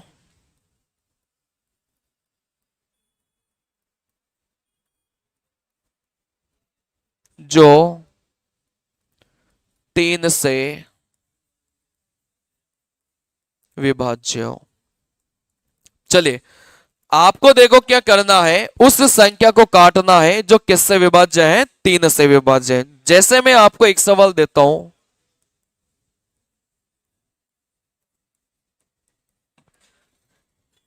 चलिए, जैसे अपने पास में सवाल है, अगर अपन को पता करना है कि तीन का भाग जाता है कि नहीं जाता, तो आप कौन से तरीके का प्रयोग करेंगे, काटने वाले तरीके का, ठीक है ना? सबसे पहले तो आप डायरेक्ट देखो, क्या ऐसी कोई संख्या नजर आ रही है क्या जो डायरेक्ट दिखते ही कट रही थी? आप बोलेंगे सर तीन कट रहा था। जीरो को हर बार काटना है, क्योंकि जीरो एक ऐसी संख्या होती है जो सभी से विभाजित होती है, ठीक है ना? तो जीरो को हमेशा काटना है। अब डायरेक्ट आपको नहीं दिखाई दे रहा, बात समझ में आ रही है? लेकिन हमेशा इस बात को ध्यान से देखना कि आपको डायरेक्ट वाली संख्या को तो काटना ही काटना है। अगर संख्या का योग करने पर भी तीन का भाग जाता है, उसको भी आपको क्या करना है, काटना है।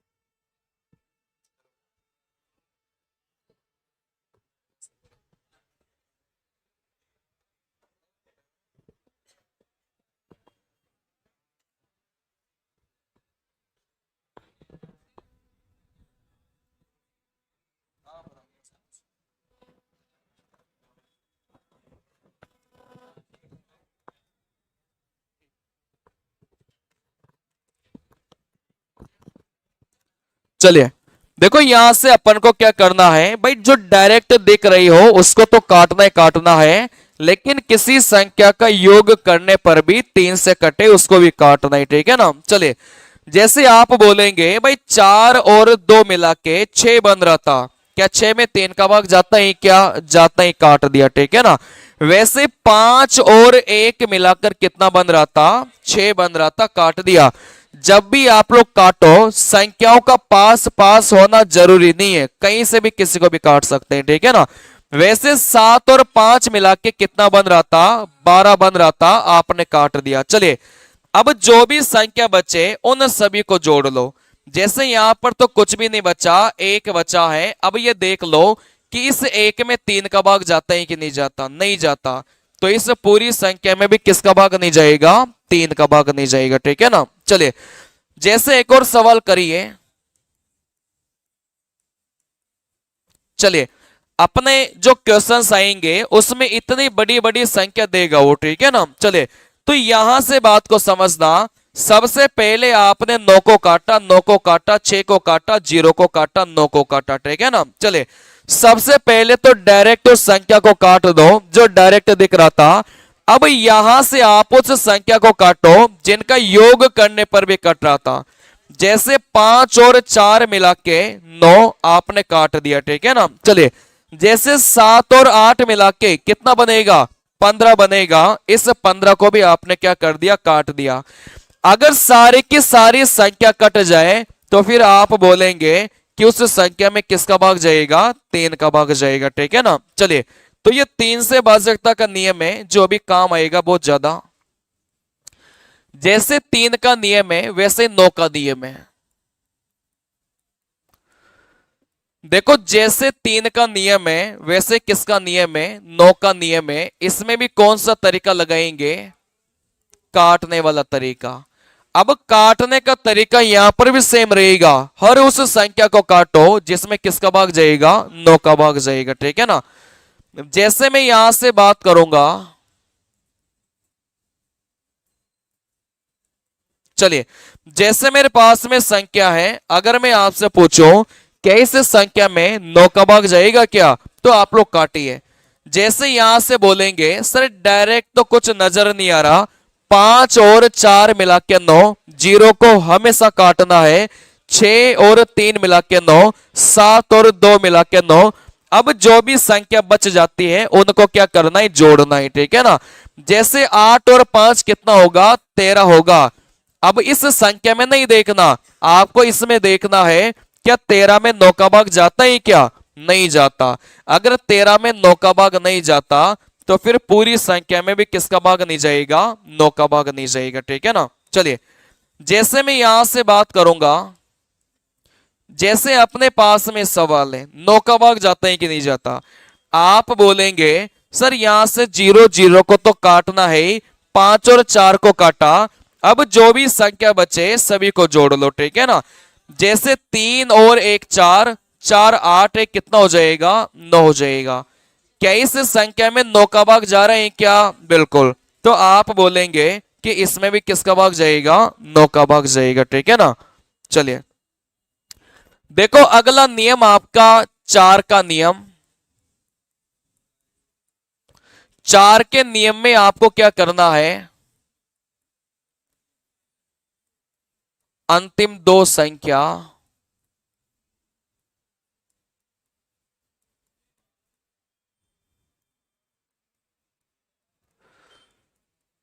चलिए जैसे अपन ने 2 के नियम में क्या सीखा था भाई, अंतिम एक संख्या को देखना है, वैसे 4 के नियम में क्या देखेंगे, अंतिम की 2 संख्या, ठीक है ना। जैसे यहां से अगर मैं बात करूंगा, पहली संख्या ये है। चलिए दूसरी संख्या ये है। आप मुझे बताइए अगर इस संख्या में पता करना हो भाई 4 का भाग जाता है कि नहीं जाता, बस अंतिम संख्या को देखना है, अंतिम 2 संख्या को देखना है, ठीक है ना। चलिए तो इस संख्या में 4 का भाग जाता है कि नहीं जाता, अंतिम की कितनी संख्या को देखेंगे, 2 संख्या को।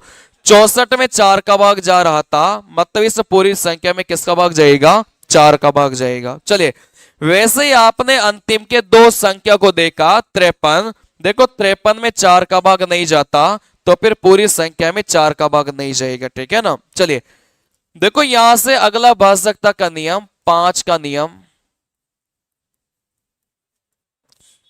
ये मैं आपको नंबर सिस्टम में पढ़ा चुका हूं सारे नियम, और वहां पर बहुत आराम आराम से पढ़ाई थे। चलिए देखो यहां से 5 का नियम क्या बोलेगा कि अंतिम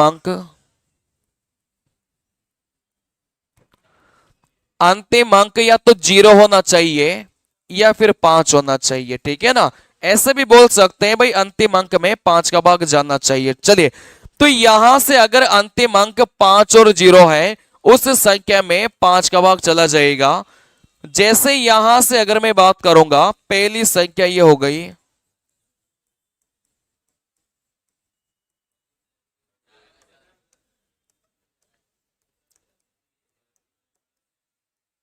चलिए जैसे जब भी 5 के नियम की बात आती है तो आपको बस लास्ट वाली संख्या देखनी है, ठीक है ना। अगर अंतिम अंक 0 और 5 है तो आप बोलेंगे 5 का भाग जाएगा। इसमें भी अंतिम अंक 5 था, 5 का भाग जाएगा। अंतिम अंक 0 और 5 में से नहीं था तो फिर आप इसको मना करेंगे कि 5 का भाग नहीं जाएगा, ठीक है ना। चलिए देखो अगला भाजकता का नियम,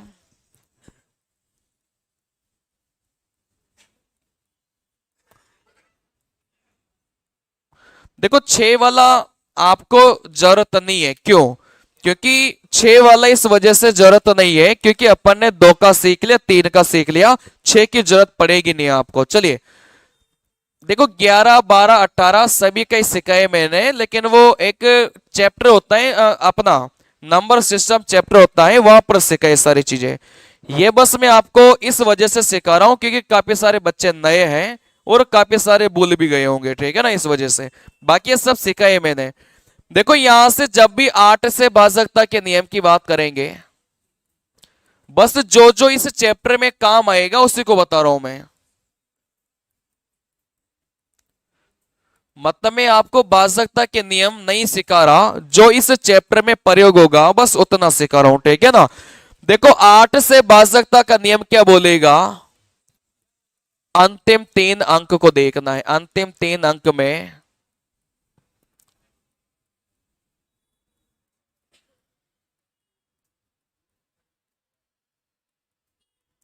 चलिए देखो यहां से जब भी 8 से भाजकता के नियम की बात करेंगे तो अंतिम के कितने अंक देखेंगे, 3 अंक देखेंगे। जैसे यहां से बात को समझना, मेरे पास में पहली संख्या ये है,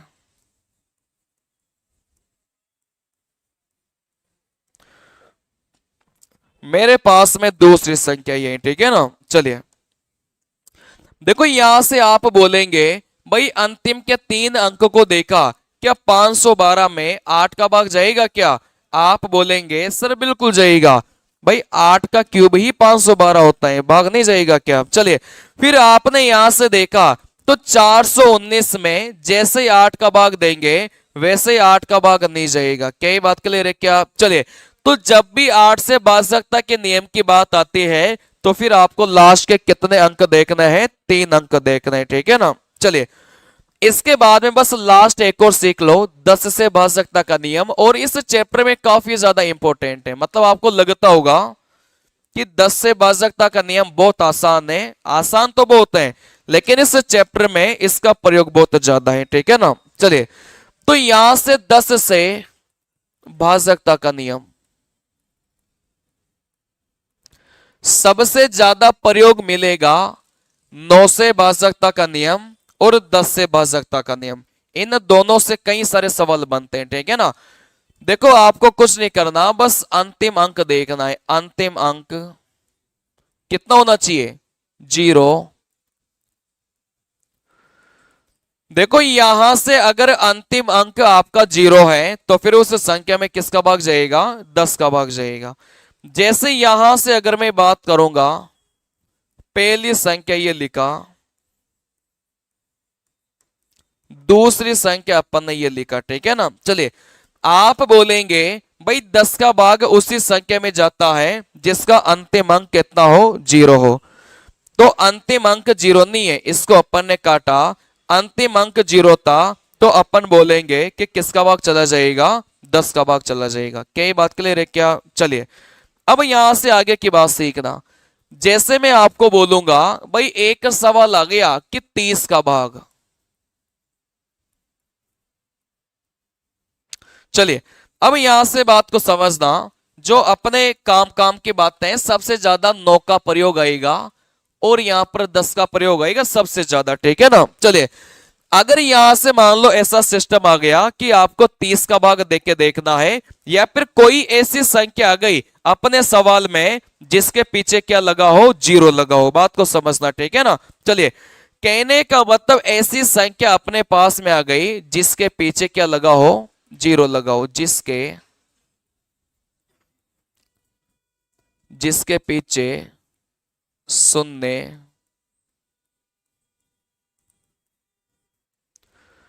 चलिए देखो यहां से सवाल में अगर अपन को ऐसी संख्या दी जाए जिसके पीछे क्या लगा हो, 0 लगा हो। भाई 0 लगने का मतलब जैसे 20 दे दिया, 30 दे दिया, 40 दे दिया, 50 दे दिया, 60 दे दिया, इसका मतलब ये होता है, ठीक है ना। चलिए तो जिस संख्या के पीछे 0 लगा हो सबसे पहले आप क्या करेंगे, 10 से भाजकता के नियम का प्रयोग करेंगे। बात समझ में आ रही है? 10 से भाजकता के नियम का प्रयोग करना है। क्यों? क्योंकि जिस संख्या के पीछे 0 लगा है इसका मतलब उस संख्या में क्या छुपा है, 10 भी छुपा है। क्यों? क्योंकि 20 की बात करेंगे तो 20 को अपन 2 गुणा 10 ही तो लिखेंगे, ठीक है ना। वैसे 30 की बात करेंगे तो 30 को 3 गुणा 10 लिखेंगे। तो यहां से आपको क्या लॉजिक लगाना है कि जिस संख्या के पीछे 0 लगा होगा अगर ऐसी संख्या आ जाए तो आप फिर कौन से नियम का प्रयोग करेंगे, 10 से भाजकता के नियम का प्रयोग करेंगे, ठीक है ना। चलिए यहां से देखो आगे की बात समझना। जैसे आपको संख्या दे दिया 27 आपको दे दिया, ठीक है ना। चलिए अगर आपको यहां से 27 दे दिया, अब 27 से भाजकता का नियम नहीं पता आपको, बात समझ में आ रही है? आपको देखो 27 से भाजकता का नियम सीखना भी नहीं है। देखो यहां से बात को समझना, ऐसा कौन सा नियम आपने सीखा है जो इस 27 को विभाजित करेगा? आप बोलेंगे सर ऐसा नियम मैंने कौन सा सीखा है, 9 का सीखा है, ठीक है ना। या फिर ऐसा नियम मैंने कौन सा सीखा है, 3 का सीखा है। बात समझ में आ रही है? चलिए कोशिश करना कि किसी संख्या में 9 और 3 दोनों का ही भाग जाता हो तो फिर किसका प्रयोग करेंगे, 9 का प्रयोग करेंगे। क्योंकि किसी संख्या में 9 का भाग चला गया तो 3 का तो वैसे ही चला जाएगा। बात समझ में आ रही है? चलिए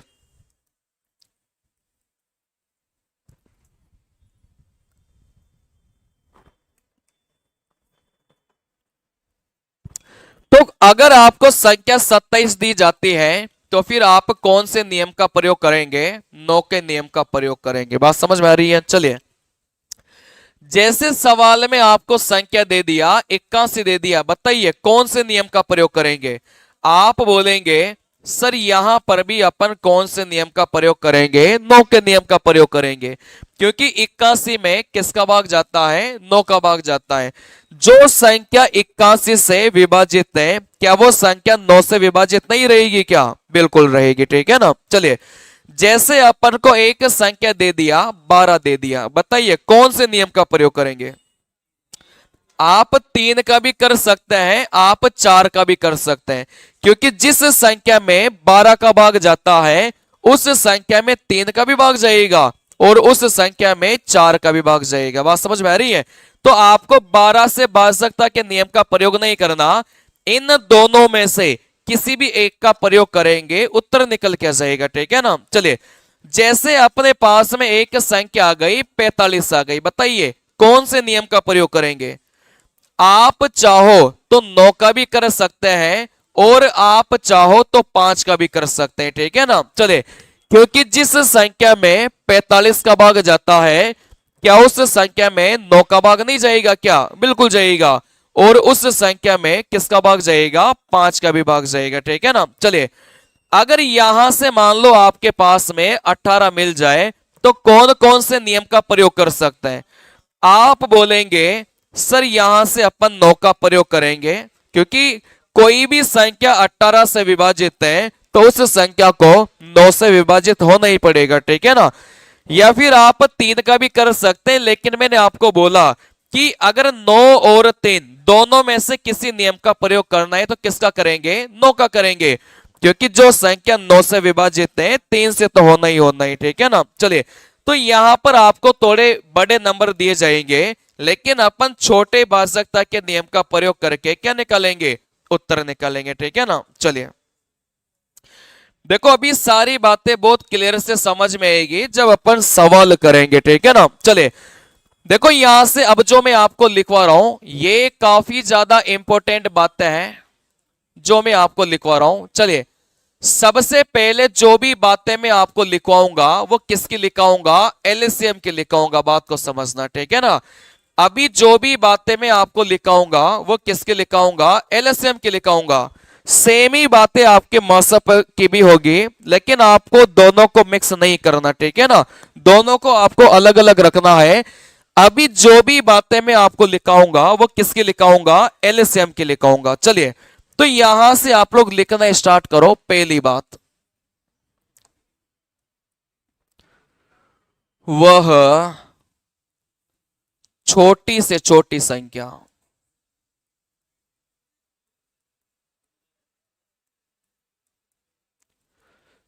चलिए, या फिर वह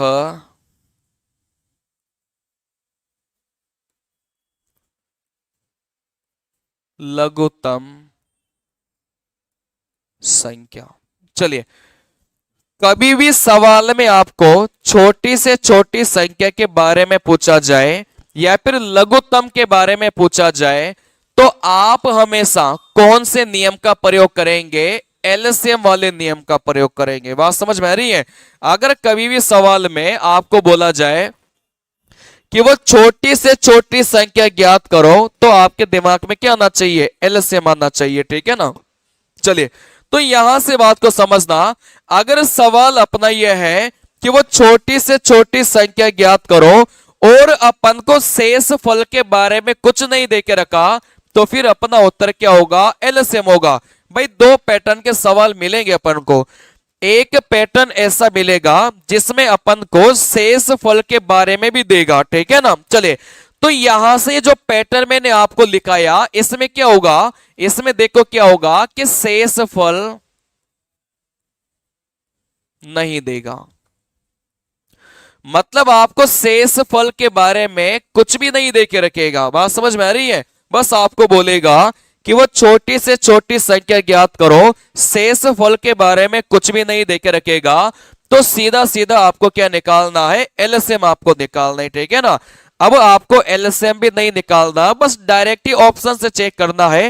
वो कैसे करेंगे वो मैं आपको सिखाऊंगा। चलिए देखो, यहां से दूसरी बात आप लोग लिखिए, यहां से दूसरी बात आप लोग लिखिए, वह छोटी से छोटी संख्या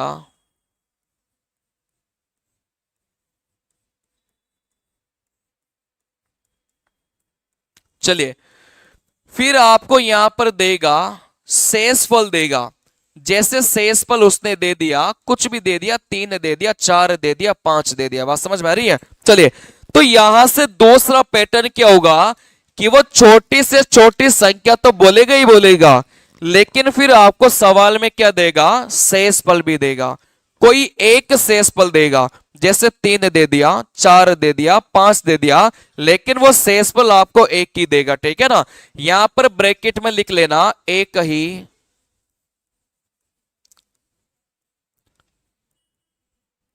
शेषफल देगा। चलिए, तो यहां से बात को समझना। भाई, पहला पैटर्न तो ये हो गया कि आपको शेषफल के बारे में कुछ भी नहीं बोलेगा, ठीक है ना। सीधा आप लोग एलसीएम निकालेंगे, उत्तर निकल के आएगा। लेकिन दूसरा पैटर्न क्या बोलेगा, वो छोटी से छोटी संख्या, जैसे ही वो छोटी से छोटी संख्या बोलेगा तो आपके दिमाग में क्या आना चाहिए, एलसीएम आना चाहिए, पहली बात तो, ठीक है ना। लेकिन इस वाले पैटर्न में आपको क्या देगा, शेषफल देगा, लेकिन इस वाले सवाल में आपको एक ही शेषफल देगा, ठीक है ना। चलिए, तो इसका उत्तर क्या होता है, भाई जैसे छोटी से छोटी शब्द आएगा वैसे दिमाग में क्या आना चाहिए, एलसीएम। लेकिन जो भी आपको शेषफल देगा उसको आपको क्या करना है, प्लस आपको करना है, ठीक है ना। तो फिर आपका जो उत्तर होगा वो क्या होगा, एलसीएम प्लस में जो भी शेषफल देगा वो आपका उत्तर होगा। अगर कभी भी आपको सवाल में ऐसा बोला जाए वो छोटी से छोटी संख्या, सबसे पहले तो दिमाग में क्या आएगा, एलसीएम आएगा। फिर इस सवाल में आपको क्या देगा, शेषफल भी देगा, तो उस शेषफल को आपको क्या करना है, प्लस करना है। क्या ये बात क्लियर है क्या? चलिए तीसरा पैटर्न आपको देखो यहां से क्या मिलेगा। तीसरा पैटर्न आपको यह मिलेगा, वह छोटी से छोटी संख्या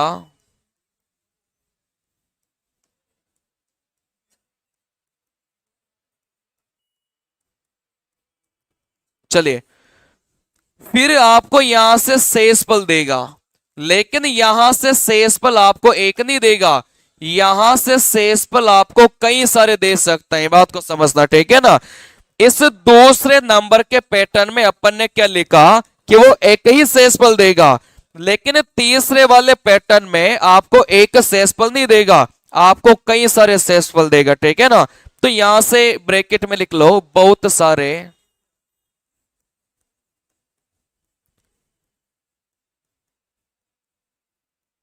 शेषफल देगा। चलिए देखो यहां से सेकंड वाला पैटर्न क्या था कि पूरे सवाल में एक ही शेषफल देगा, एलसीएम में उस शेषफल को जोड़ेंगे उत्तर निकल के आएगा, ठीक है ना। लेकिन तीसरे नंबर के पैटर्न में क्या बोला है कि वो बहुत सारे शेषफल देगा, जैसे शेषफल उसने 3 दिया, शेषफल उसने 4 दिया और शेषफल उसने कितना दिया, 5 दिया। तो इस सवाल का जो उत्तर है वो देखो क्या होगा। सबसे पहले तो आपको छोटी से छोटी बोलते दिमाग में क्या आना चाहिए, एलसीएम आना चाहिए, ठीक है ना। चलिए फिर यहां से आप लिखेंगे, यहां से अंतर लिखेंगे, एलसीएम माइनस में अंतर आप लोग लिख लो। इस सवाल का उत्तर कैसे निकालेंगे, सबसे पहले तो एलसीएम निकालो, फिर उसमें से आपको क्या घटाना है, अंतर को घटाना है। अब ये अंतर क्या होता है ये मैं आपको सिखाऊंगा अभी, ठीक है ना। चलिए देखो यहां से इस अंतर का मतलब क्या है, बात को समझना। जैसे आपको सवाल में दिया जाए, जैसे आपको सवाल में दिया जाए, जैसे संख्या आपको दिया जाए कि 5 दे दिया, 6 दे दिया और यहां से 7 दे दिया, ठीक है ना। चलिए फिर यहां से आपको कई सारे शेषफल देगा, जैसे कई सारे शेषफल देगा, जैसे वो 4 दे दिया, 5 दे दिया और यहां से कितना दे दिया, यहां से 6 दे दिया, बात को समझना। देखो दूसरे वाले पैटर्न में दिक्कत लेना ही नहीं है, एलसीएम प्लस में जो भी शेषफल देगा 21 शेषफल देगा, लेकिन तीसरे वाले पैटर्न में कई सारे शेषफल देगा, तो इसका उत्तर क्या होगा, एलसीएम माइनस में अंतर होगा।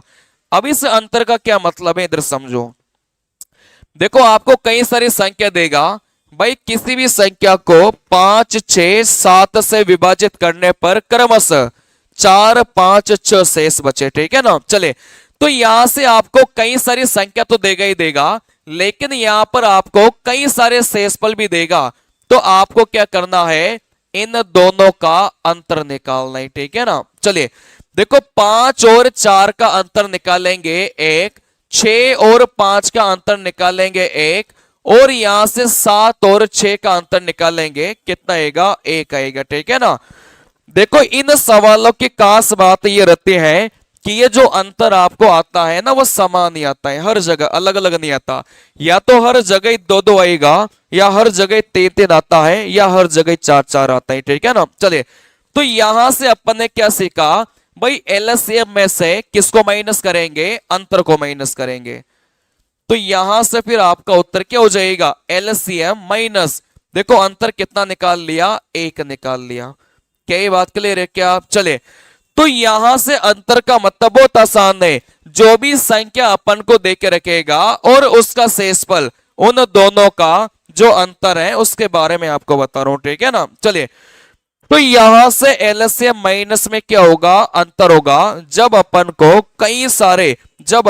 कई सारे शेषफल देगा तो अपना उत्तर कैसे निकलेगा, एलसीएम में से अंतर को माइनस करना है। अब इस अंतर का मतलब क्या है, संख्या और उसका शेषफल, उन दोनों का क्या लिया है, अंतर लिया है, ठीक है ना। भाई संख्या और शेषफल इन दोनों का अपन ने क्या लिया है, अंतर लिया है। ये अंतर आपको हमेशा ही समान मिलेगा, ठीक है ना। चलिए देखो चौथा पैटर्न समझना। सवाल ये अलग अलग सवाल है। जो मान लो अपन ने 3 सवाल पढ़ लिया, ठीक है ना। चलिए देखो यहां से चौथा पैटर्न क्या रहेगा, वह 5 अंकों की छोटी से छोटी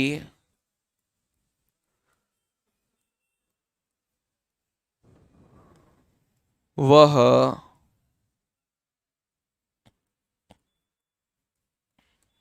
8 अंकों की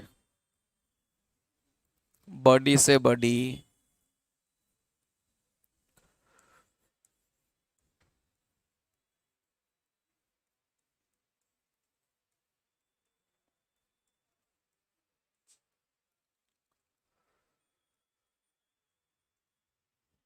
चलिए देखो यहां से बात को समझना, एक लाइन लिख लो।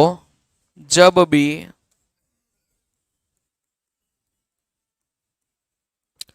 5 अंक, 4 अंक, 6 अंक, चलिए मेरे कहने का मतलब यह है कभी भी 5 अंक दे दे, 4 अंक दे दे, 7 अंक दे दे, 8 अंक दे दे, मतलब आपको अंक देगा। हाँ समझ में आ रही है भाई। 9 अंकों की संख्या, 4 अंकों की संख्या, 5 अंकों की संख्या, मतलब ये आपको अंक लगा कर देगा, ठीक है ना। चलिए हमेशा आपको कौन सा कॉन्सेप्ट लगाना है, एलसीएम वाला कॉन्सेप्ट लगाना है, ठीक है ना। जब भी आपको ये अंक लगा कर देगा तो ये बड़ी से बड़ी और छोटी से छोटी संख्या में कंफ्यूज मत होना, ठीक है ना। कई सारे लोग सोचते हैं कि जब भी बड़ी से बड़ी पूछेगा तो मसअप निकालना है, लेकिन नहीं निकालना, ठीक है ना। जब भी वो आपको ऐसे अंक लगाकर देगा तो हमेशा ही आपको क्या निकालना है, एलसीएम निकालना है, ठीक है ना। जब भी वो आपको अंक लगाकर देगा तो यहां पर चाहे वो छोटी से छोटी बोले चाहे बड़ी से बड़ी बोले, हमेशा ही आपको कौन सा कॉन्सेप्ट लगाना है, एलसीएम वाला कॉन्सेप्ट लगाना है। बात समझ में आ रही है। चलिए तो कभी भी आपको 5 अंक, 4 अंक, 3 अंक, कहने का मतलब अंक लगा कर देगा, ठीक है ना। कभी भी आपको ये अंक लगाकर पूछा जाए सवाल में तो इधर वो बड़ी से बड़ी दे चाहे वो छोटी से छोटी दे, आपको कौन सा कॉन्सेप्ट लगाना है, एलसीएम वाला कॉन्सेप्ट लगाना है, ठीक है ना। चलिए और इन सवालों को हमेशा ही किससे बनाना है, ऑप्शन से बनाना है। मतलब इनको डायरेक्ट मत बनाना।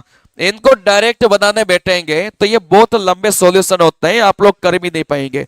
यहां पर सीख भी लेंगे तो एग्जाम में नहीं कर पाएंगे, ठीक है ना। चलिए लेकिन इन सवालों के हर सवाल का उत्तर किससे निकलेगा, ऑप्शन से निकलेगा। चलिए तो ये टोटल मिलाकर मैंने आपको कितनी कंडीशन बताई है, 4 कंडीशन बताई है, ठीक है ना।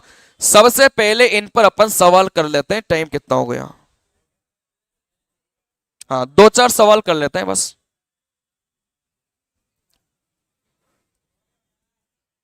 चलिए जैसे अपने पास में सवाल है, बात को समझना, ठीक है ना। देखो अपने पास में सवाल है भाई 5 अंकों की, सबसे पहले तो ये अंक लगा कर देगा तो कौन सा नियम लगाएंगे, एलसीएम वाला नियम लगाएंगे। बात समझ में आ रही है। चलिए तो सवाल में क्या बोला है कि 12, 24, 48, 60, 96 से पूरी तरीके से विभाजित हो जाए। क्या इस सवाल में कहीं पर भी आपको शेषफल के बारे में देके रखा है, क्या नहीं देके रखा, तो फिर ऐसे सवालों में कुछ दिमाग नहीं लगाना, ठीक है ना। शेषफल भी वाले भी करेंगे, लेकिन इस सवाल में आपने देखा तो कहीं पर भी क्या आपको शेषफल के बारे में देके रखा है, क्या नहीं देके रखा। तो आप इस सवाल को बस डायरेक्ट करना। देखो 12, 24, 48, 60 और कितना आ गया, 96 आ गया, ठीक है ना। चलिए देखो अपन को तो ऐसी संख्या चाहिए जो 12 से भी विभाजित हो जाए, 24 से भी विभाजित हो जाए, 48 से भी हो जाए, 60 से भी हो जाए और 96 से भी हो जाए। बात समझ में आ रही है। अपन को तो ऐसी संख्या से मतलब है जो इन सभी से क्या हो जाए, विभाजित हो जाए। क्या बात क्लियर है क्या। चलिए ऐसे सवालों को मैंने क्या बताया, जब भी 5 अंक 4 अंक बोलेगा तो हमेशा कैसे करेंगे, ऑप्शन से करेंगे। देखो ऑप्शन से कैसे करेंगे, देखो ऑप्शन से करने का तरीका भी आप लोग समझ लो। सबसे पहले आप कोशिश करेंगे कि कहीं पर भी 10 का भाजकता का नियम, एक मतलब प्रायोरिटी रखना, जल्दी निकल के आएगा उत्तर, ठीक है ना। सबसे पहले ये देखना क्या आप 10 से भाजकता का नियम प्रयोग कर पा रहे हैं क्या, क्योंकि अगर सवाल में किसी भी संख्या के पीछे अपन को 0 लगाकर दे दिया तो फिर आप किसका प्रयोग कर सकता है, 10 से भाजकता के नियम का, ठीक है ना। चलिए इसके बाद में आप कोशिश करना कि आप 9 से भाजकता के नियम का प्रयोग करो। बात समझ में आ रही है। चलिए फिर यहां से आप कोशिश करिएगा भाई 5 और 2 से भाजकता का नियम का प्रयोग करेंगे। बात समझ में आ रही है। चलिए तो सवाल जब भी आपके सामने आए सबसे पहले कौन सा नियम का प्रयोग करेंगे, 10 का, अगर प्रयोग हो रहा हो तो, ठीक है ना। उसके बाद में किसका प्रयोग, 9 का नियम, उत्तर निकल के आ जाएगा 2 भी। चलिए जैसे आप लोग मुझे बताइए, संख्या को देखकर बताइए, क्या आप 10 से भाजकता के नियम का प्रयोग कर पाएंगे क्या, बिल्कुल कर सकते हैं, ठीक है ना। क्योंकि यहां पर एक संख्या अपने पास में कितनी है, 60 है। अगर कोई भी संख्या 60 से विभाजित है, क्या वो 10 से नहीं होगी क्या, बिल्कुल होगी। मतलब उस ऑप्शन को तो काट दो जिसमें 10 का भाग नहीं जाता। ना समझ में आ रही है भाई, इस संख्या में क्या कभी भी 60 का भाग जाएगा क्या, नहीं जाएगा।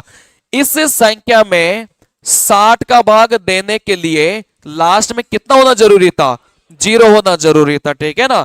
तो मैं आपको यही बताया कि कहीं पर भी अगर आपको लगे कि 10 से भाजकता का नियम का प्रयोग कर पा रहे हैं तो सबसे पहले तो उसको आप लोग देख लो, ठीक है ना। चलिए तो एक संख्या अपन को ऐसे मिल गई जिसके आधार पर अपन कौन से ऑप्शन को काट सकते थे, बी वाले को काट सकते थे। क्या ये बात क्लियर है क्या। चलिए अब यहां से क्या आप 9 से भाजकता का नियम का प्रयोग कर सकते हैं क्या, क्या ऐसी कोई संख्या दिख रही है क्या जिसमें 9 का भाग जाता हो, नहीं जाता।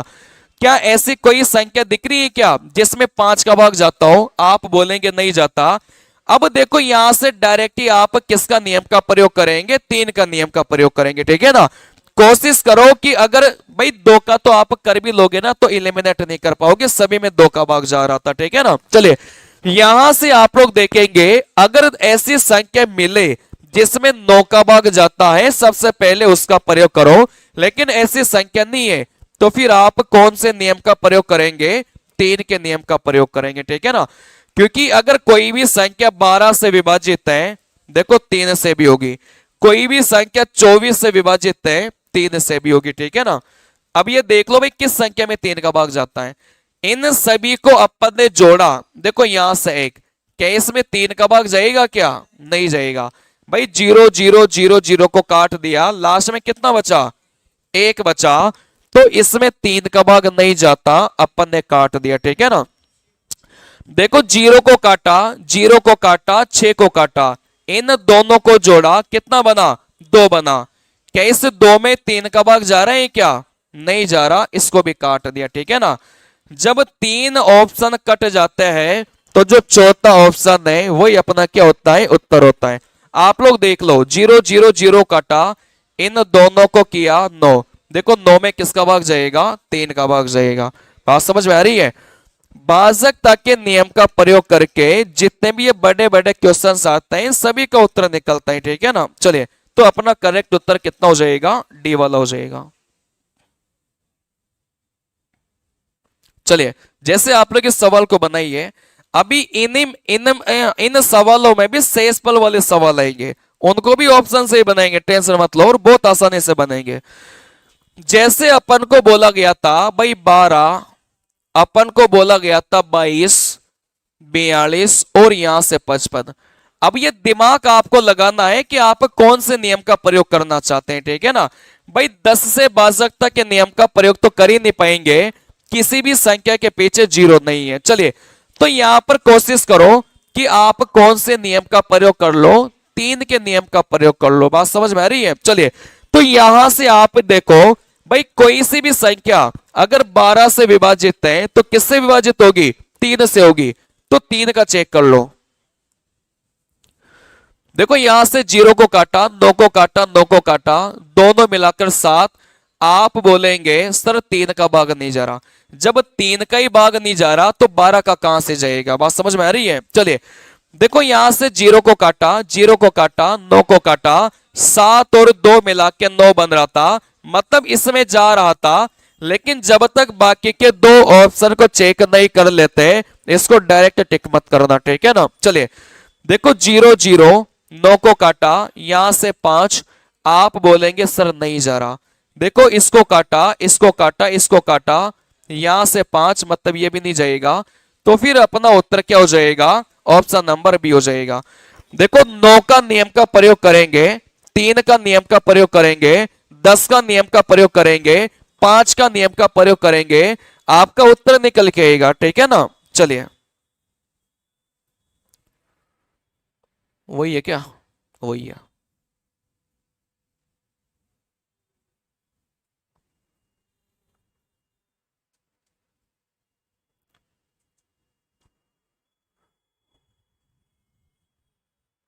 जैसे ये सवाल है इसको बनाइए। बाकी शेषफल वाले में आपको कल सिखाऊंगा, उनको भी आपको ऑप्शन से बनाना है, ठीक है ना। चलिए जैसे सवाल में बोला गया था भाई 27, यहां से बोला गया था 18, 15 और यहां से बोला गया था 12, ठीक है ना। कोशिश करो कि अगर 3 और 9 में से अगर 9 का भी भाग जाता है तो उसका प्रयोग करो। बात समझ में आ रही है? क्योंकि देखो क्या होता है, आप 3 का प्रयोग कर लो उत्तर निकल क्या जाएगा। लेकिन कभी कभी आपको ऐसा भी हो सकता है कि 3 का प्रयोग करो, दो दो ऑप्शन आपको ऐसा मिल जाए जिसमें 3 का भाग जाता हो, ठीक है ना। लेकिन अगर 9 का प्रयोग करेंगे ना तो आपको जो दो ऑप्शन मिल रहे थे उसमें एक ऑटोमेटिक हट जाएगा। चलिए तो यहां से आप बोलेंगे भाई आप ये देखो इसमें क्या नोक से भाजकता का नियम का प्रयोग कर सकते हैं क्या? कर सकते हैं, क्योंकि 27 में किसका भाग जा रहा था? 9 का भाग जा रहा था। अगर कोई 3 का करना चाहे 3 का भी कर सकता है, कोई प्रॉब्लम नहीं है, ठीक है ना। चलिए देखो यहां से आप बोलेंगे भाई 0 को काटा, 9 को काटा, 7 और 3 मिला के कितना बना? 10 बना। इस 10 में न तो 9 का जाता न 3 का जाता, ठीक है ना, गलत हो गया। देखो 0 को काटा, 9 को काटा, इन दोनों को जोड़ा 8। इस 8 में न तो 9 का जाता न 3 का जाता, गलत हो गया, ठीक है ना। 0 को काटा, 0 को काटा, 9 को काटा, 7। आप बोलेंगे सर ये भी गलत हो गया, तो फिर अपना उत्तर क्या हो जाएगा? डी वाला हो जाएगा। देखो यहां से 0, देखो यहां से 9 को काटा, इन दोनों को जोड़ेंगे कितना हो जाएगा? 9 हो जाएगा, ठीक है ना। चलिए अब यहां से ये जो वाला ऑप्शन है ना 9720, इसमें 27 का भाग दो पूरी पूरी बार जाएगा, इसमें 18 का भाग दो पूरी पूरी बार जाएगा, इसमें 15 और 12 का भाग देंगे तो भी क्या जाएगा? पूरी पूरी बार जाएगा, ठीक है ना। चलिए